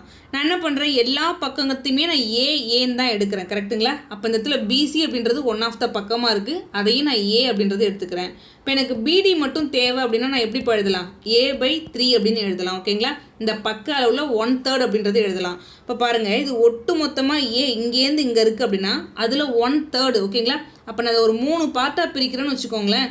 ஸோ இந்த இடத்துல தான் இந்த டீன்ற பாயிண்ட் இருக்குதுன்னு அர்த்தம். அதனால தான் இந்த பிடியோட வேல்யூ அப்படின்றது A/3 அப்படின்றது நமக்கு கிடைக்கும். நல்லா பாருங்கள், பிசிக்கு பதிலாக ஏன்னு போட்டுட்டேன். பிடியோட வேல்யூ என்னப்பா, ஏல 1/3 ஓகேங்களா. 3ல் ஒரு பகுதி தான் இந்த பிடி அப்படின்றது. இப்போ ஏ இருக்கார் அப்படின்னா ஜஸ்ட் நான் அப்படியே ரஃபாக பிரிச்சுக்கிறேன், ஒரு 3 பார்ட்டாக பிரிக்கிறேன்னு வச்சுக்கோங்களேன். இந்த ஒரு பார்ட்டில் தான் பிடி அப்படின்றது இருப்பார். ஸோ நான் இந்த இடத்துல டி அப்படின்றத ப்ளேஸ் பண்ணிக்கிட்டேன். அதை அந்த இடத்துல ப்ளேஸ் பண்ணி வச்சுருக்கேன் பாருங்கள். இந்த இடத்துல இந்த டயக்ராம் பாருங்களேன், இந்த இடத்துல இருக்கார் பாருங்கள் பிடி. ஸோ ஏல 1/3. அடுத்து இப்போ ஒரு சமபக்க முக்கோணம் இருக்குன்னு வச்சுக்கோங்களேன், அதுக்கு ஹைட்டு வரைகிறேன் அப்படின்னா இங்கே ஆப்போசிட் வெர்டெக்ஸ்லேருந்து இங்கே ஒரு 90 டிகிரி வரைவேன், கரெக்டுங்களா? அந்த ஹைட்டு வந்து அந்த பக்கத்தை எப்படி பிரிக்கும்னு பார்த்தீங்கன்னா பாதி பாதியாக பிரிக்கும். நல்லா பாருங்கள், ஒரு சமபக்க முக்கோணத்துக்கு ஹைட்டு வரைகிறேன் அப்படின்னு பார்த்தீங்கன்னா அந்த பக்கத்தை பாதி பாதியாக பிரிக்கும். இப்போ அதான் இங்கே பண்ணி வச்சுருக்கேன், இங்கே டாட்டாக இருக்குது பார்த்தீங்களாப்பா. ஸோ ஒரு ஹைட்டு வரைஞ்சிருக்கேன். ஹைட்டு வரையும் பொழுது அந்த பக்கத்தை பாதி பாதியாக பிரியும். இப்போ ஒரு ஒட்டு மொத்தமாக எனக்கு ஏன் இருக்குது அப்படின்னு பார்த்தீங்கன்னா அப் டு நல்லா பாருங்கள், இந்த லென்த் வரைக்கும் ஒரு a/2 கிடைப்பார். ஸோ அடுத்து இந்த லென்த் வரைக்கும் ஒரு a/2 கிடைப்பார். அதான் இந்த இடத்துல டினோட் பண்ணியிருக்கேன். அதே மாதிரி ஈக்குவலேட்ரல் ட்ரையாங்கிளுக்கு ஹைட்டுக்கான ஃபார்முலா என்ன அப்படின்னு பார்த்தீங்கன்னா √3/2 × a. ஸோ இதை இந்த இடத்துல டினோட் பண்ணியிருக்காங்க, அவ்வளோதான், வேறு எதுவும் கிடையாது. இப்போ பாருங்கள், இங்கே ஒரு செங்கோண முக்கோணம் இருக்காங்கன்னு எனக்கு தெரியும். அடுத்து இது வந்து a/3 அப்படின்றது எனக்கு தெரியும். இது வரைக்கும் a/2 இருக்குது அப்படின்றது எனக்கு தெரியும். நம்மளை பார்த்து என்ன கொஷின் கேட்குறான், கீழே கொடுத்துருக்க ரிலேஷன்ஷிப்பில் எது கரெக்டாக இருக்கும் அதான் கொஷின் கேட்குறான். இந்த ரிலேஷன்ஷிப்லாம் எப்படி இருக்காருன்னு பாருங்களேன், AD AB இந்த ஃபார்மேட்டில் தான் இருக்கார். இப்போ பாருங்கள், AD அப்படின்றது என்னப்பா, ஸோ இந்த லென்த்து கரெக்டுங்களா, இந்த லென்த்து. அப்போ இந்த இடத்துல எனக்கு ஒரு செங்கோண முக்கோணம் ஃபார்ம் ஆகுது, ஓகேங்களா? அப்போ ரைட் ஆங்கிள் ட்ரையாங்கிளுக்கான பித்தாகரஸ் தியரம் அந்த ப்ராப்பர்ட்டி அப்ளை பண்ணாலே நமக்கான ஆன்சர் வந்துடும். இப்போ ஏன்னா எனக்கு AD தான் தேவை, ஓகேங்களா? ஏன்னா AB எல்லாமே பக்க அளவு, தட் இஸ் ஏவை வச்சு கொடுத்துருக்கான்னு அர்த்தம். ஏபியோட லென்த்து A, எல்லா இடத்துலையுமே ஏபியோட லென்த்து, பிசியோட லென்த்து, ஏசியோட லென்த்து எல்லாமே A தான், ஓகேங்களா? அது பிரச்சனை கிடையாது. நான் ஏடிக்கு நிகராக இருக்கக்கூடிய ஒரு வேல்யூவை கண்டுபிடிச்சிட்டேன் அப்படின்னாலே எனக்கு ஆன்சர் வந்துருச்சு அப்படின்னு தான் அர்த்தம். இப்போ பாருங்கள், ADE இந்த முக்கோணத்தை மட்டும் பாருங்கள், ADE இது ஒரு செங்கோண முக்கோணம். இப்போ இந்த லென்த் எனக்கு தெரிஞ்சிருச்சு அப்படின்னா நல்லா பாருங்களேன். ஸோ இந்த லென்த் எனக்கு தெரிஞ்சிச்சு அப்படின்னா பித்தாகரஸ் தியரத்தை நான் தாராளமாக அப்ளை பண்ணிட்டு போயிட்டே இருக்கலாம். நான் என்ன சொன்னேன், ஒரு ஹைட்டு வரையும்போது இந்த பக்கம் பாதி பாதியாக பிரியுதுப்பான்னு சொல்லிட்டேன். அப்போ இங்கேருந்து இது வரைக்கும் ஒரு a/2, இது வரைக்கும் a/3 அப்படின்னு சொல்லியிருக்கேன். அப்போ அந்த a/2ல் நல்லா பாருங்கள், a/2ல் a/3 நான் மைனஸ் பண்ணிட்டேன் அப்படின்னா ரிமைனிங் இருக்கக்கூடியது அந்த DEயோட லென்த்து, கரெக்டுங்களா? இப்போ குறுக்கு பெருக்கல் பண்ணி பாருங்களேன், 3a - 2a அப்போ எவ்வளோப்பா, a/6 அப்படின்றது கிடைக்கும். அதான் அந்த DEயோட லென்த்து. அப்போ DEயோட லென்த் அதனால தான் a/6ன்னு டினோட் பண்ணியிருக்காங்க, ஓகேங்களா? இப்போ பாருங்கள், பித்தாகரஸ் தியரம் அப்ளை பண்ணுங்கள். இப்போ இந்த இடத்துல 90 டிகிரி இருக்குது. ஸோ இதுக்கு இந்த இடத்துல அது பாருங்களேன், இதான் அந்த கர்ணம், AD அப்படின்றது தான் கர்ணம். அப்போ AD² அப்படின்றது DE² + AE², ஓகேங்களா? அவ்வளோதான்ப்பா. இப்போ இந்த இடத்துல பாருங்களாப்பா, AD தான் நான் கண்டுபிடிக்க போகிறேன். DE அப்படின்றது என்னப்பா, a/6, ஓகேங்களா? அப்போ a²/36 அப்படின்றது கிடைக்கும். AE அப்படின்றது என்னப்பா, ஹைட்டு √3/2 × a, ஓகேங்களா? √3 ஸ்கொயர் பண்ணால் எவ்வளோப்பா, 3, 2 ஸ்கொயர் பண்ணால் எவ்வளோப்பா, 4. ஸோ ஒரு a² அப்படின்றது கிடைப்பார். இதை இன்னும் ஃபர்தராக சிம்பிளிஃபை பண்ணுங்கள். கீழே எல்சிஎம் எடுத்தால் என்ன போடுவார், கண்டிப்பாக 36 தான். அப்போ இந்த இடத்துல 36 வேணும் அப்படின்னா மேலேயும் கீழேயும் 9ஆல் பெருக்குவேன், கரெக்டுங்களா? இப்போ பெருக்கி பாருங்கள், 9 × 3 27 a². இது ஒரு a². அப்போ 28 a²/36, ஓகேங்களா? இதை இன்னும் ஃபர்தராக சிம்பிளிஃபை பண்ணி பாருங்களேன். 7 நாங் 28, 9 நாங் 36. அப்போ AD² நிகராக இருக்கக்கூடிய வேல்யூ அப்படின்றது 7/9 × a², ஓகேங்களா? இப்போ இந்த இடத்துல 9 ஒரு பக்கமாக கொண்டு வந்துருங்க. அப்போ நான் இன்னும் ஃபர்தராக எப்படி எழுதலான்னு பார்த்தீங்கன்னா 9AD² = 7a² அப்படின்றது கிடைக்கும். இந்த a அப்படின்றது பக்க அளவு, அது AB + BC + CE. நான் எதை வேணாலும் வச்சுக்கலாம், ABயாகவும் வச்சுக்கலாம், BCயாகவும் வச்சுக்கலாம், CAவும் வச்சுக்கலாம். எனக்கு எல்லாமே AB ஃபார்மேட்டில் இருக்குது, அதனால நான் இந்த இடத்துல AB அப்படின்றது எடுக்கிறேன். அப்போ 9AD² = 7AB². எங்கேப்பா இருக்காரு, ஆப்ஷன் D அப்படின்றது மிக சரியான ஆன்சர், ஓகேங்களா? இப்போ இது வரைக்கும் ஜாமெட்ரியில் கேட்ட கொஷின்ஸ், ஓகேங்களா? ஒரே மாடலில் இருக்கிற கொஷினை மட்டும் ஸ்கிப் பண்ணிவிட்டு ரிமைனிங் இருக்கிற எல்லாத்தையுமே நம்ம பார்த்துட்டோம். நம்ம பார்த்தது ஈஸிலேருந்து டஃப் லெவல் அந்த ஆர்டர் பிரகாரம் பார்த்துருப்போம். ஸோ உங்களுக்கு ஏதாவது சந்தேகம் இருக்குது அப்படின்னா தாராளமாக நம்ம டெலகிராம் குரூப்பில் கேளுங்க, நான் உங்களுக்கு வாய்ஸ் நோட் கொடுக்குறேன். ப்ளஸ் இந்த வீடியோஸ் ஃபுல்லாக பார்த்துட்டு இது உங்களுக்கு யூஸ்ஃபுல்லாக இருக்குன்னு தோணுச்சு அப்படின்னா உங்கள் ஃப்ரெண்ட்ஸாக இருக்க ரெஃபர் பண்ணுங்கள் நம்ம சேனலை. அதே மாதிரி கமெண்ட்ஸில் வீடியோஸ் எப்படி இருந்துச்சுன்னு சொல்லிட்டு மென்ஷன் பண்ணுங்கள், அது எனக்கு ஒரு பூஸ்டப்பாக இருக்கும்னு அடுத்தடுத்த கிளாஸ் எல்லாமே பண்ணுறதுக்கு. ஸோ நம்ம தமிழ்வேல் அகாடமியில் ஃப்ரீ கோர்சஸும் போயிட்டுருக்கு, பெய்டு கோர்சஸும் போயிட்டுருக்கு, ஓகேங்களா? பெய்டு கோர்சஸ் அப்படின்றது SSC GD, group D, TNUSRB, SI, TNPC இந்த எக்ஸாமுக்கு எல்லாமே போயிட்டுருக்கு. நம்ம அப்கமிங்கில் நம்ம CGL அந்த மாதிரி பிளான் பண்ணியிருக்கோம். ஸோ இது உங்களுக்கு யூஸ்ஃபுல்லாக இருக்குது, இது உங்கள் ஃப்ரெண்ட்ஸ் யாருக்காக ரெஃபர் பண்ணால் அது யூஸ்ஃபுல்லாக இருக்கும்னு நினச்சிங்க அப்படின்னா தயவுசெய்து உங்கள் ஃப்ரெண்டுக்கு சொல்லுங்கள், அது எனக்கு ஹெல்ப்ஃபுல்லாக இருக்கும். தேங்க்யூப்பா.